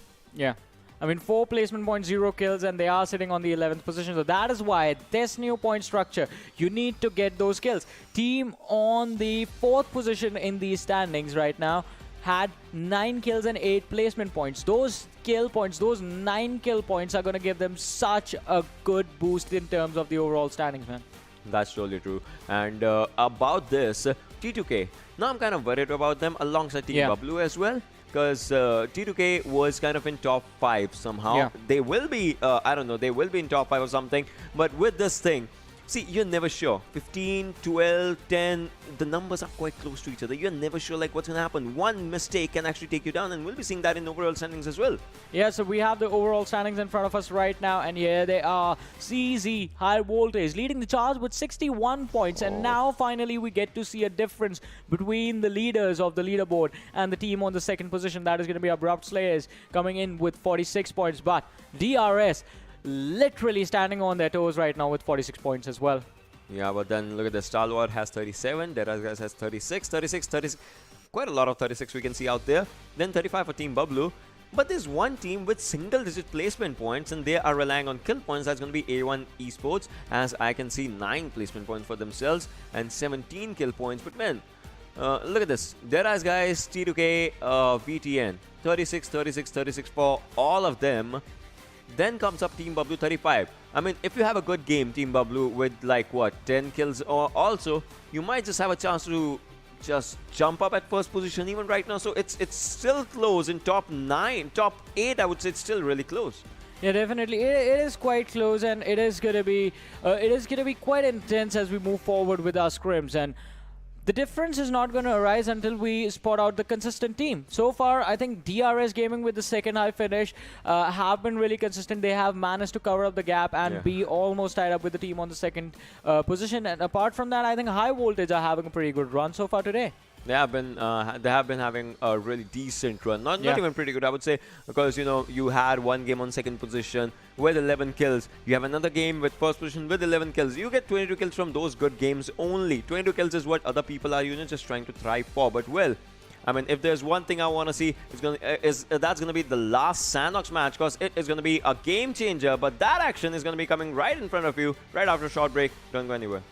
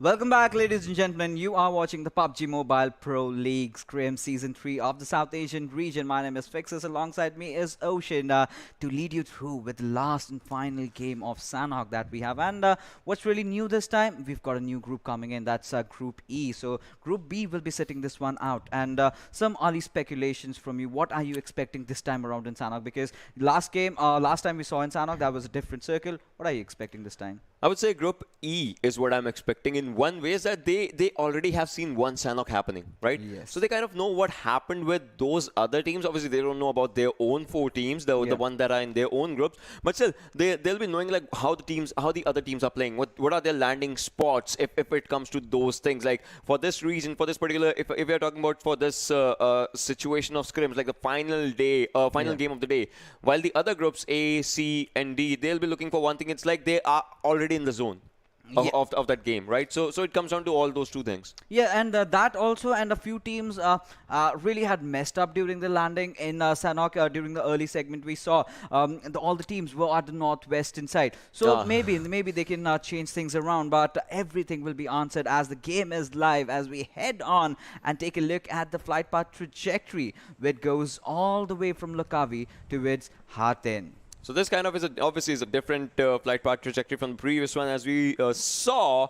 But then it all comes down to one more thing, as we are talking about. Look at this. So Camp Alpha's island, right? Yeah. That's where teams like mostly go, but then a rotation kind of becomes tricky if the circle's on the right-hand side. So if the circle's on Camp Alpha Island, it's a good thing. When the circle's on Camp Bravo, Lakavi, those areas, then the rotations become quite tricky. In the previous game, we saw circle on the southern side of Painan. That was like a decent one for every direction to just come onto. And let's see where the circle actually just comes up in this one, because you know it's going to be a tricky one for many teams, as well as we'll be talking up really soon. Yeah, absolutely. But right now, for our viewers that are wondering which are the teams that have really come in, so we must say Group E consists of 7C Esports, Team SCYTES, PN Crew, and ElementriX. So Group B will be setting this one out, and Team T2K and PAINxELMT and INES and Venom Legends will be sitting this one out. And well, right off the bat, we see some intense action coming out over there. And Captain getting that first knock. Is he going in for the fist? Yes, he is. And well, the meme must be an angry person right now. Yeah, pretty angry, I would say, obviously, the way it happened, well, if we're talking about it. But now, it all comes down to quite a few more things, as we will be seeing. As you can see, Captain gets the first kill for himself, for the team, as we saw right now. Does not have a vest. We'll try and go and pick it up. So now, all right, has naked. That's a good one. Yeah, absolutely. Right now, a lot of teams did see what the first game was all about. And now I certainly have to start making the speculations that teams are trying to go YOLO in this one. Because last time around, we did see a squad dropping off over here. And that was Abrupt Slayers. They also had another team in the boot camp. I think it was FutureStation. But right now... well, this time it's Team SCYTES who are entering into the boot camp, and they are looting around. As well, Team Stalwart's Blade has taken an early exit. The winners of last Vikendi are in a bit of a pickle right now, losing out already one of their players. But this time around, the circle is kind of even, centered around boot camp, and we might just wait and see for that curveball, that lateral shift that will just shake away the players. But one thing, again, that is really consistent over here, we see a lot of teams stacked up at the western side. So Ocean, now I just see on the eastern side, we just have that one team over there, and that's Assiduous Esports. And I believe that if teams start dropping off at the eastern areas, I think they might have a better outing, because look at the western island, it's packed up, it's jam-packed with squads, and when they have to make that rotation, they have to get through either of the bridges. You know, a lot of teams tried to take the waterways in the last game, and you saw, what happened to them. Yeah, that's totally true. And like talking about the previous games, obviously, so no team would want the previous Sanhok if it was a bad for them to, to carry forward that legacy, that Sanhok legacy. No team would want that, right? So I have a question for you, Fixus. Yeah. So suppose you were someone from. All right, so I'll divide this question into 3 different parts, right? Yeah. Suppose you were someone from Group B, the one that is not playing this one. All right. How will you be seeing this match? Of course, first of all, I would be taking a look at where the teams are dropping, how the rotations are going on, because the map feed that we have, I don't know if the players do have the access to that, but could really help them out, because trying to understand how the teams are rotating around, and every single day we will see something new, because a team knows that this particular team will rotate out, but hold on, we have a bit of a pickle. We do have a bit of a fight over here. Team sites have definitely come in, and Bad Rev, he is at a very bad position. Well, still shot, getting that first knock onto its Ghost will definitely open things up for the members of FutureStation. That grenade, barely missing out on Razor, but no, Mafia Ninja from elsewhere shooting at Razor, and he was way off in the open. So I think these are the shots that came all the way up above, and team sites are off to a very shaky start. Yeah, that is a shaky start if we talk about it. But now, team sides. So this team has dominated their region, right? They did dominate the region. So they will be looking forward to do it again as of now in this one. But well, every day is not Sunday, so it will be a tricky one for this time. We'll have to see how it just comes up for them, as we are going to be looking at this area of boot camp and circle. It's kind of the central area, so you can carry on with the fights, or you can carry on playing with the mind games if you don't want to go for the fights. So yeah, coming back to the question once again, as the fights are at a slow pickle right now. Yeah. If you were someone from, I asked you from someone from Group B, right? Yep. If you were someone from Group A, C, or D, how will you look for these fights? Well, I'll have to stick to my natural strats, because when we get into the game, we do have a game plan, and in PUBG Mobile, that really does not work out. Every single player does know that. You plan something, and then something or the other happens. There is always that variable factor that you might have planned. Okay, we will try to take this rotation, but you never know. A team might just be there. A team might be waiting for you. So now, what I would be expecting that all these teams to play the natural game, to focus on those fights. Obviously, these are scrims. These are the times you go for those ballsy play, take those risks, know and understand the meta just a bit better. And I think in the Vikendi map that you and Johnny were casting, there was this discussion going on about the bolt action meta, and Vikendi is a perfect map for bolt actions, because you tend to have so many compounds and so many players just try to peep out of the window, and if you have a bolt action, and if you are even a decent bolt action player, you can easily pop those heads up. And that was again continuing that discussion that you were having with Johnny, why Vikendi games tend to go on for so long. That is all because of the close-knit compounds that we have, that the players tend to coexist amongst each other, so the fights really come up very late, and that's the beauty of that map. But getting back to Sanhok, well, Steel Shot definitely is looking really promising, and what team FutureStation have done over here, they're holding on to the center compounds. What I really felt team sites could have done is could have surrounded them. All the three players being at that first rotation, it's hurting them. They do not have enough angles. Now team FutureStation might just play them out, but they really have to be careful, because DRS are watching them from behind. And another question, right? As far as right now, the grenades and the tribbles, I thought this might just actually get quite a bit of damage, but when it did not. Suppose if it was someone from from Group E, Okay. then how will you be looking for this one final match? See, that is exactly what team sites have been doing, right? Yeah. So they came in, they knew there's a team. Yeah, that's the thing. They are dropping out here knowing that there's some. So do you think that it's kind of a gamble situation or something? That's that thing. It was not a gamble situation, but it was kind of a mistake that team sites said, that all the four players running at first rotation, because if you are playing from the edges in the bootcamp area, you need to spread out. You need to have enough coverage, because that is the USP. But then why did you just drop off at the edges? All four players together, you do not have enough angles to cover this entire area. Right now, team Freestyle, they are on the driving seat right now. They are kind of controlling the tempo of this particular fight. They can spread out. They know that they have the man advantage, and now they will be going off towards the second rotation. Maybe we can see some few players trying to go from the warehouse, a few players being at the center of the bootcamp, trying to provide some kind of support fire. And now, okay, you have the blessings of the circle. That's good, but for how long? At a certain particular moment, you have to move. You have to think 2 steps ahead, that how am I going to move out when you've got DRS watching me from behind. So well, this is one thing that sites can really work on, and I just hope they do. Yeah, that's I would say that's very well put with all the 3 factors, just like as I asked. So that's an important thing. But then obviously, see, today's final game is going to be something that's going to be, taking momentum for tomorrow's first game. Yeah. So how do you feel that changed? Like how our team's going to see today versus tomorrow? Because tomorrow, obviously, they'll be going back, doing the homework, seeing everything. So how confident do you think they will be tomorrow? Well, after the day ends, players kind of will tend to reset, right? I've seen a lot of, PUBG mobile games. We've casted so many games. We know there's something called momentum. There's something called your day. No matter how good a player you are, no matter even if you're the global champions, if the day is not for you, you tend to have those shaky, bad games. But, you have to come back strong. So you need to go back to your drawing board, point out, jot down the points, the mistakes that you made. Every single player, pointing out his own mistakes, what you could have done better, how bad your positioning was, what were the timings, because you have also talked about this factor of timing in the World League, of being so essential. You need to know the exact points when you need to start your rotation. You need to know that, okay, I've got this much time remaining, I need to get myself a good position. Because what we have seen so far today has all been about, the team staying on the center, having a good area in the circle, having that good perfect compound. And how does that happen? Because when you're well prepared, when you know that, okay, I have to execute this strat, I need to take that compound. If there's a team, I need to contest that, I need to take him down. If it does not work out, jot down the mistakes. What were the wrong things that you did, how you could have done better. So that is how you constantly evolve, and that is what we're getting to see. Right now, the players of Team A1 Esports have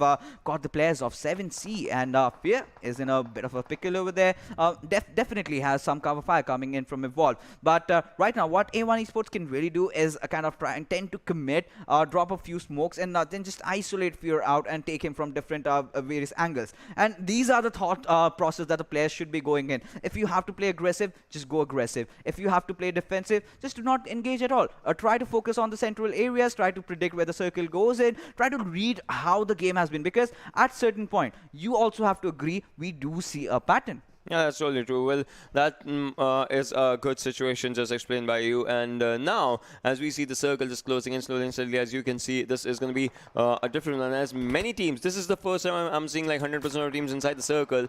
Meanwhile, there have been times when teams were, just, I would say, trying to get inside the circle, but were not able to get inside the circle. But now on the other side, fights are happening. As you can see, good sprays coming up. And all right, so boot camp, quite a good situation. Just going out there, as it once again is looking like a potential area where the circle might just stay in. So boot camp, it might just go for the boot camp area. And if it does, think about it. Like the team that just landed, SCYTES, they'll be looking decent. Yeah, of course. But, what would really make this Sanhok really interesting if it goes away from bootcamp? Those, open areas. Maybe the place where DRS Gaming were, have a circle at that area. You've got the perfect, hill advantage. You've got a lot of open areas. I want to see how these teams fare off against each other in the open areas. Because in Sanhok, you do not have enough utilities. You do not have enough smokes. How are you going to, tend to play in that particular situation? Because scrims are all about, how things can go wrong and how you can make it right, because the amount of mistakes you can do here is forgivable,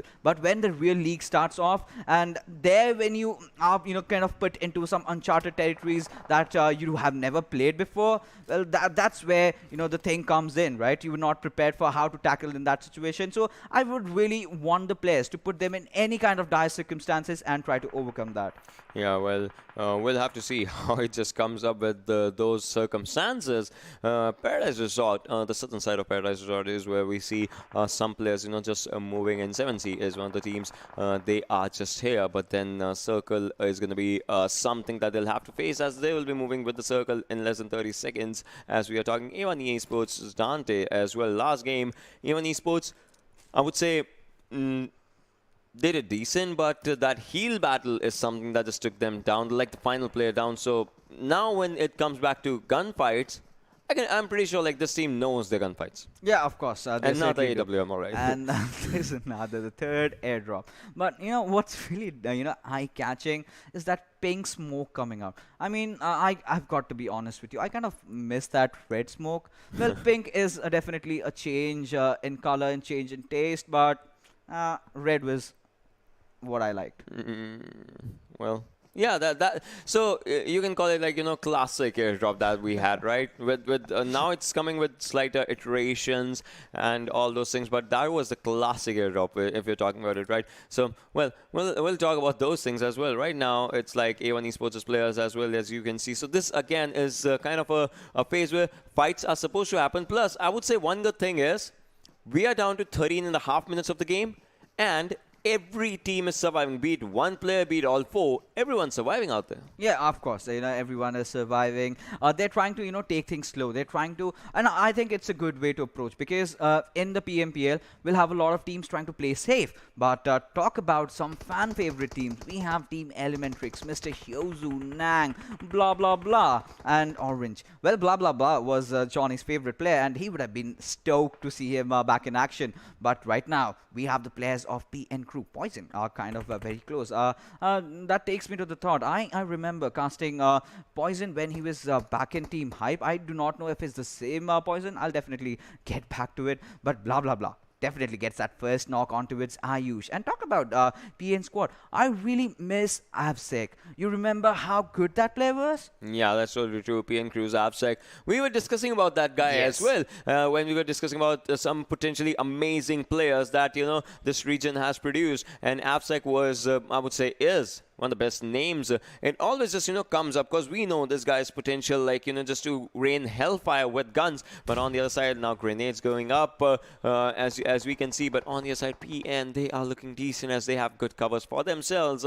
Now, it might just turn into a blizzarding fight, as it might just happen. But for now, again, Circle moving on to the southern side of Bootcamp. Bootcamp still a potential area. Players will be rotating from that side. We'll see how it just comes up. Yeah, certainly. We will definitely see as Team ElementriX take a back foot, and they kind of try to disengage from this fight. That's a good decision, as they have to get inside the circle, find a good spot for themselves as they're playing from the edges. And in Sanhok, you tend to get caught in multiple fights. You're taking one fight, someone on the distant far fray will spot you out and will take you down, and that will definitely hurt. You need to make sure that you've got all your 4 players alive for you, alive and kicking and taking all those kills. And to do that, either you take some good compounds, or make sure that you have got some good stone covers, some good grounds for you. But Pikachu in the meanwhile taking down AJ from DRS Gaming, and well, Team PN's Poison SS will be definitely backing off, and will try to get himself inside the compound. But well,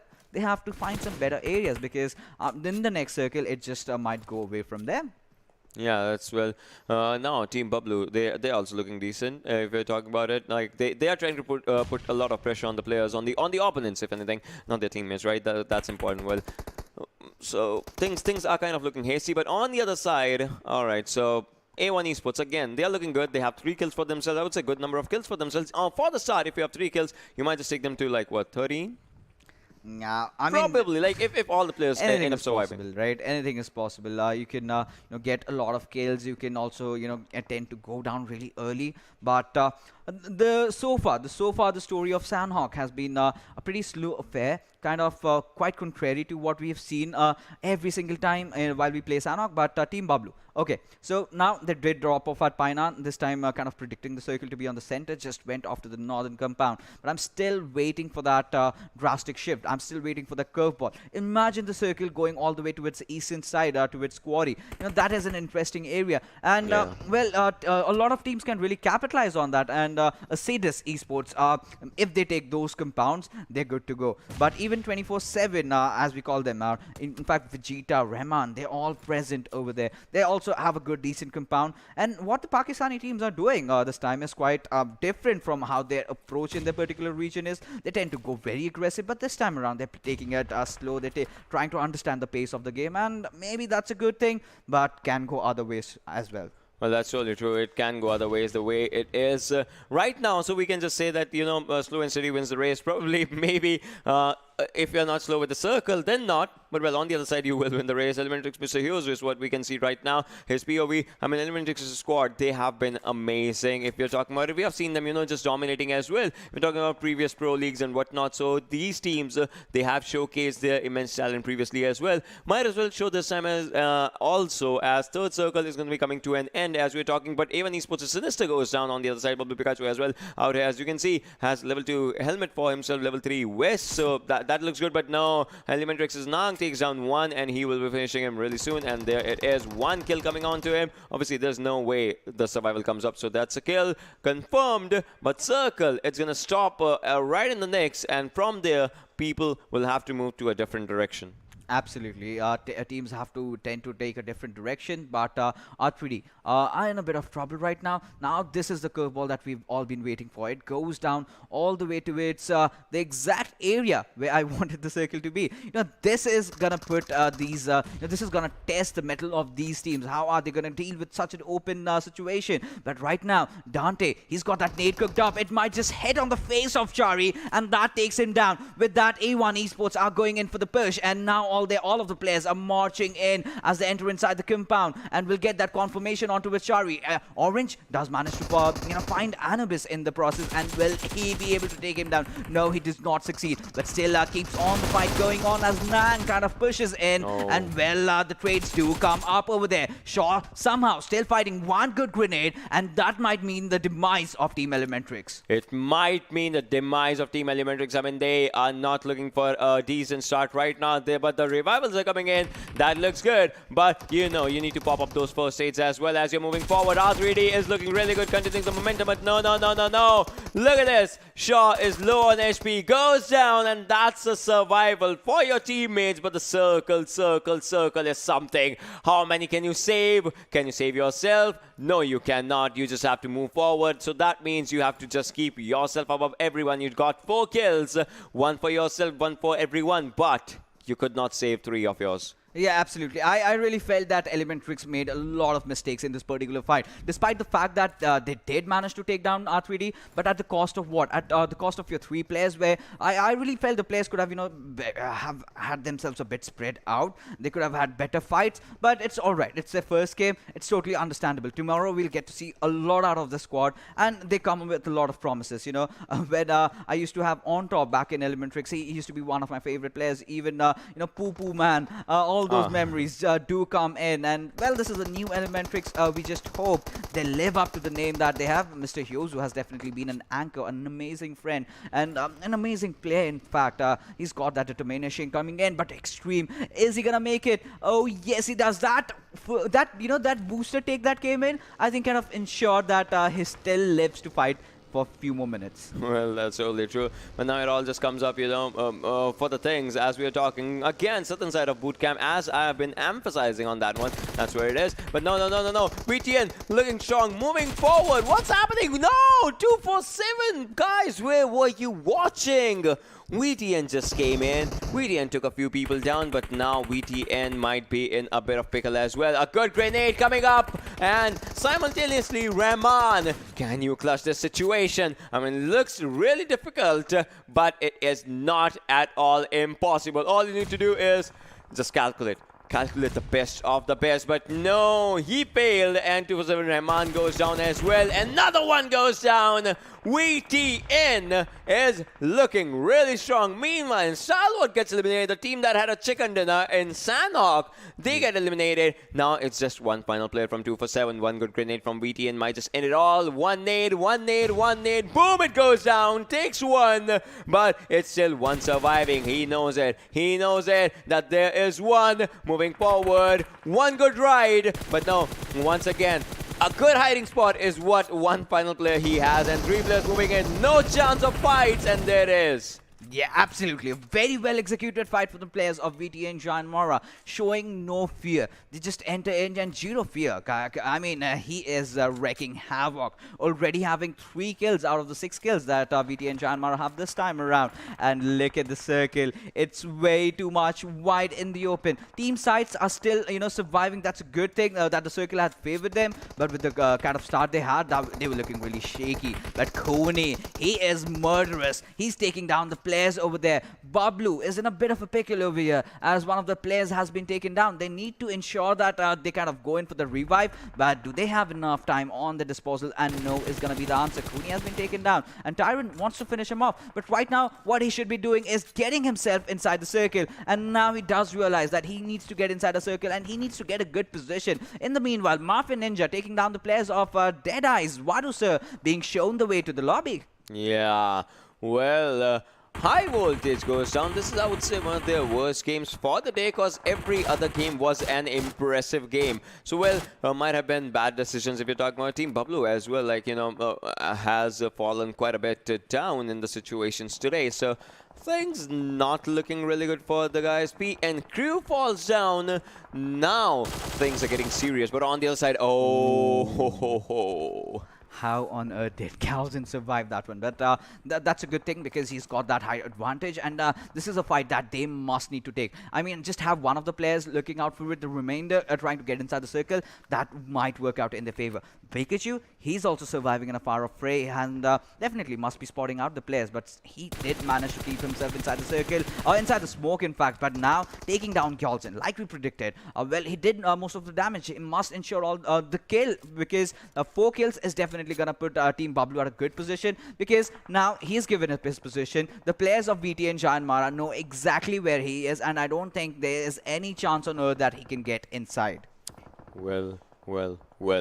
If we're talking about it, just think about the situations as slowly and steadily the circles are close again. You need to get inside the circle. Bablu Pikachu, the last man surviving. Can you survive even more in the situation? Pops up a first aid. How was the last first aid? Spots one, tries to take one down. Almost did it, but now the circle's damage coming up. FutureStation has been eliminated, but on the other side, Bablu Pikachu trying to do everything. Has to take one down. Does it, but circle is the thing. Can he confirm it before he goes down? Look at this. Bablu Pikachu buys the dust. SCYTES Esports gets eliminated on the other side, but Team Bablu as well. As we are talking, 5 teams remaining, 11 players surviving. Dante is taking that circle's damage as well. A good grenade came from his side, but it did not do any damage. Abrupt Slayers goes down as well. Now it's 4. Yes, and the best part, DRS haven't even moved an inch.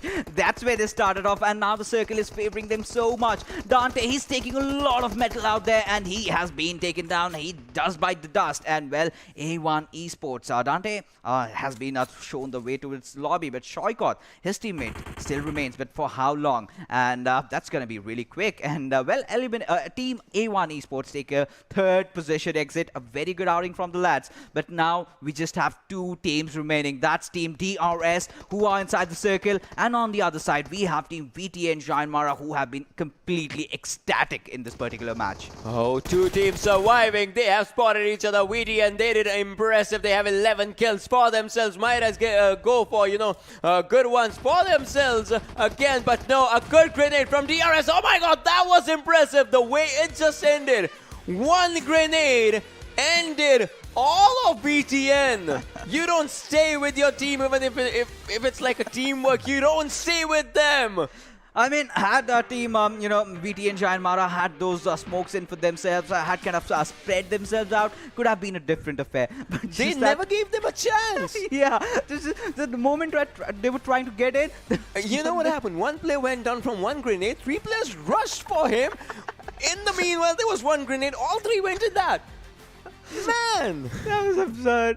How on earth can that happen? This is, I think, something that we must start expecting from all these teams right now. Yeah, but then let's have a look at the MVP as well, as we are just going for these conversations, man. Look at this. Yeah, it had to be VTN. Right now, 4 kills. Man, this was a good one. 653 damage and almost. All right, so that's a good number. That's a good amount of distance, like almost 7. Yeah, absolutely. Yes, traversing around 7 kilometers in Sanhok, that's good. 4 kills, 653 damage. That's really good. Because Jerofia, the way he went off against the players of 24/7 Gaming and the way he took them down, that was completely ballsy. And that is the kind of approach that I want to see from the teams. Take in those extra risks. Go in, rush inside the compound. Know what can go wrong for you. Know on those close encounter battles, because it all comes down to those pixel fights. It all comes down to which player connects those first shots. Because in TPP, players tend to take off on those pre-fire fights. And well, you need to make sure, you need to know your angles right. And we did see how he entered inside the mannequin room, and he knew that that player must be over there. That is exactly the kind of approach that we want, and that is exactly VTNxJyanMaara did show for us. Yeah, that's totally true. That's totally true. But now we saw 1 player, right? Yeah. Let's just, see 4 more. The ones that, just did amazing out there. As we are going to be talking about it, we saw the MVP as we are talking. But then, if we are saying VTN's players are just out there, A1 Esports is as well, and DRS So all of them 4-4-3-3-2 for themselves. But well, look at this. Dante's damage is impressive. Yeah, absolutely. You know, Dante with that amazing damage coming despite he just had those 2 kills. Shows that, yes, he's prepared. I did not see much out of him during the PMCO.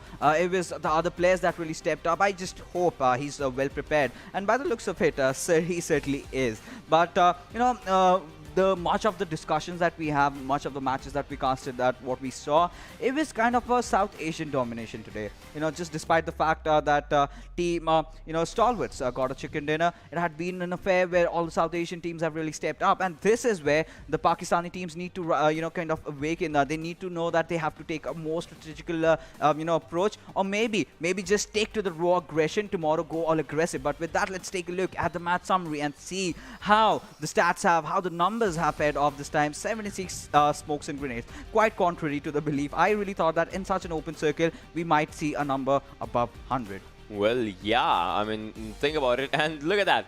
You see 6 grenade kills, right? Yeah. 1 grenade took 4 people down in the final moment. That was impressive. So 6 grenade kills, 1 final grenade took like amazing amount of people out there, and 76 smokes and grenades. Yeah, I would say I would have wanted to see a number hit 100, at least 100. Yes. Yeah, at least 100, because you know what happened in this particular game of Sanhok was it was kind of a centralized circle. The teams were kind of trying to move in, and it ended right in the open, right where we wanted the circle to be, right where we had made our initial speculation. And well, DRS Gaming, of course, having that very good advantage, not having much of the loot, but they did well with what they had. It just took that 1 grenade to wipe out the entire squad. But with that, let's take a look at this particular map standings and see how things have fared off all these teams. 10 kills, 15 position points, total of 25 kills. DRS Gaming, they are on top. Well, yes, that's totally true. And for now, if we're talking about numbers for this game, look at the difference. 25-23, not much, but it kind of comes down to, you know, that those kills that DRS got in the final hence. Otherwise, VTN obviously would have been on top, if anything. So, well, for now, and look at those things as well. On number 3, it's A1 Esports, and then R3D, they had no placement points. ElementriX had no placement, but kill points is something that's keeping them alive. Yes, but at the same time, you know, coming from ElementriX, I would expect so much more out of them, but we can just cut them some slack because it was just their first game.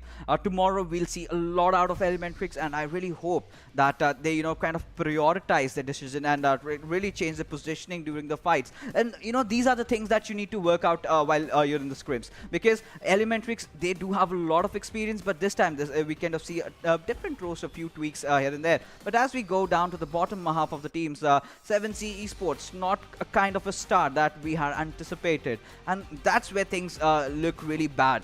0 points, and you know, earlier used to get at least 1. That was like a consolation point. Now, you know, it's kind of being merciless. It's being merciless. It's actually, I would say, facing the reality. Yes. If you're going out there in the first, you know, if you're getting eliminated before anyone else, so it kind of shows one thing, that you actually need to sit and rethink. So now it actually makes players more focused, I would say. This new system makes players feel more focused. Like, we need to focus on the mistakes that we are doing. We need to focus and rectify those mistakes. Previously, people were like, yeah, we'll get 1 point, then we'll add up kills. But now people are like, if we don't even get kills, we get nothing. Yeah, absolutely. And I want to know about those individual players, the ones who are leading on the kill charts. And I want to see this time, where's the competition? Is it captain? We've seen other players step up. And right now, the one leading the chart is Khuni. 10 kills, 2196 damage. I think he just wreaked havoc in Vikendi. Plus, he got, yeah, exactly. He got good numbers in Vikendi. And after that, as we can see, there are other players as well. Both have 10 kills, but look at the difference. All right, so 4 players have 10 kills. But look at the difference in between them. Like 2196, 1575, 1575. Both players on second and third, they are like, obviously, it's out there. But well, 9 kills, 1905 for the fifth player. So 2195, 1905. It's not a lot of difference, but the kill difference is quite something. Yeah, of course, the kill difference, and it all comes about. All comes about, you know, confirming your kills. It's all you kind of execute. How do you get those knocks out and how you get those confirmations. That is of absolute essence, because we have seen so many knocks, but so many players tend to get revived. You have to commit to those plays. But we did see quite some fancy grenade kills out there, and we want to see which are those players that are going to lead. And well, DRS Gaming, 3 grenade kills, gets you to those beautiful grenades in Sanhok. Courtesy to the final, yeah, the final one. As what happened, they had 3 times they used grenades and they got the kills. Well, T2K as well, they have 3 as well. But I would say if we are talking about all these things, they're not lacking far behind. I mean, if we are talking about all the teams, there might be a team with 0 kills as well, because grenades is something people really kind of use to go for the kills. Like they use it to, sometimes just to create boundaries or something. Just we are throwing a grenade so that people don't come up or something like that. If we get a kill, we get a kill. Yeah, of course, it all comes down to the kills, but grenades are a very, very pivotal thing in when you're playing TPP, at least, to try to create that opening. But I really hope that the teams kind of tend to use more of the grenades, more of the smokes, and maybe some stun grenades. But with that being said, let's take a look at the overall standing as how day number 1 fared out for all the teams. And there will be a few teams that have just played 4 games, and there will be the few teams that have just played 1 game, courtesy to those group shuffles that we have. But right on top, we have DRS Gaming leading the charts, 71 points, and CZxHIGHVOLTAGE, they've been everywhere, 65 points, not far behind. I would just say I want to see a team that, like look at T2K. They have played 4 games. Yeah. They are 36 points right now. Doesn't matter. I mean, even if tomorrow DRS is not playing, it's kind of like, so T2K is like what, half the number of points that DRS has, kind of half, right? So it kind of creates a lot of difference in these teams, in the points and whatnot. So 5 games played by these teams kind of puts them at a good, decent spot, even if something's happening. And DRS Gaming, 2 chicken dinners. 2 chicken dinners is something amazing. Yeah, definitely. Starting things off with the chicken and then also ending things off with the chicken. That's quite a statement that they've made, and their fans must be completely elated with the way they've been playing. But definitely, I would love to see as we move along, which are the other teams that really need to step up, wake up from the senses. And Team SCYTES, well, despite playing just that 1 game, they're not at the rock bottom. They're at the 14th position, the winners of the Pakistani PMCO. I expect to see a lot more out of this squad, because I believe this game did not really test them down. It just came down to the circle coming in their favor, and at the end, they just had to get in, and they were caught off guard, and they were just picked off.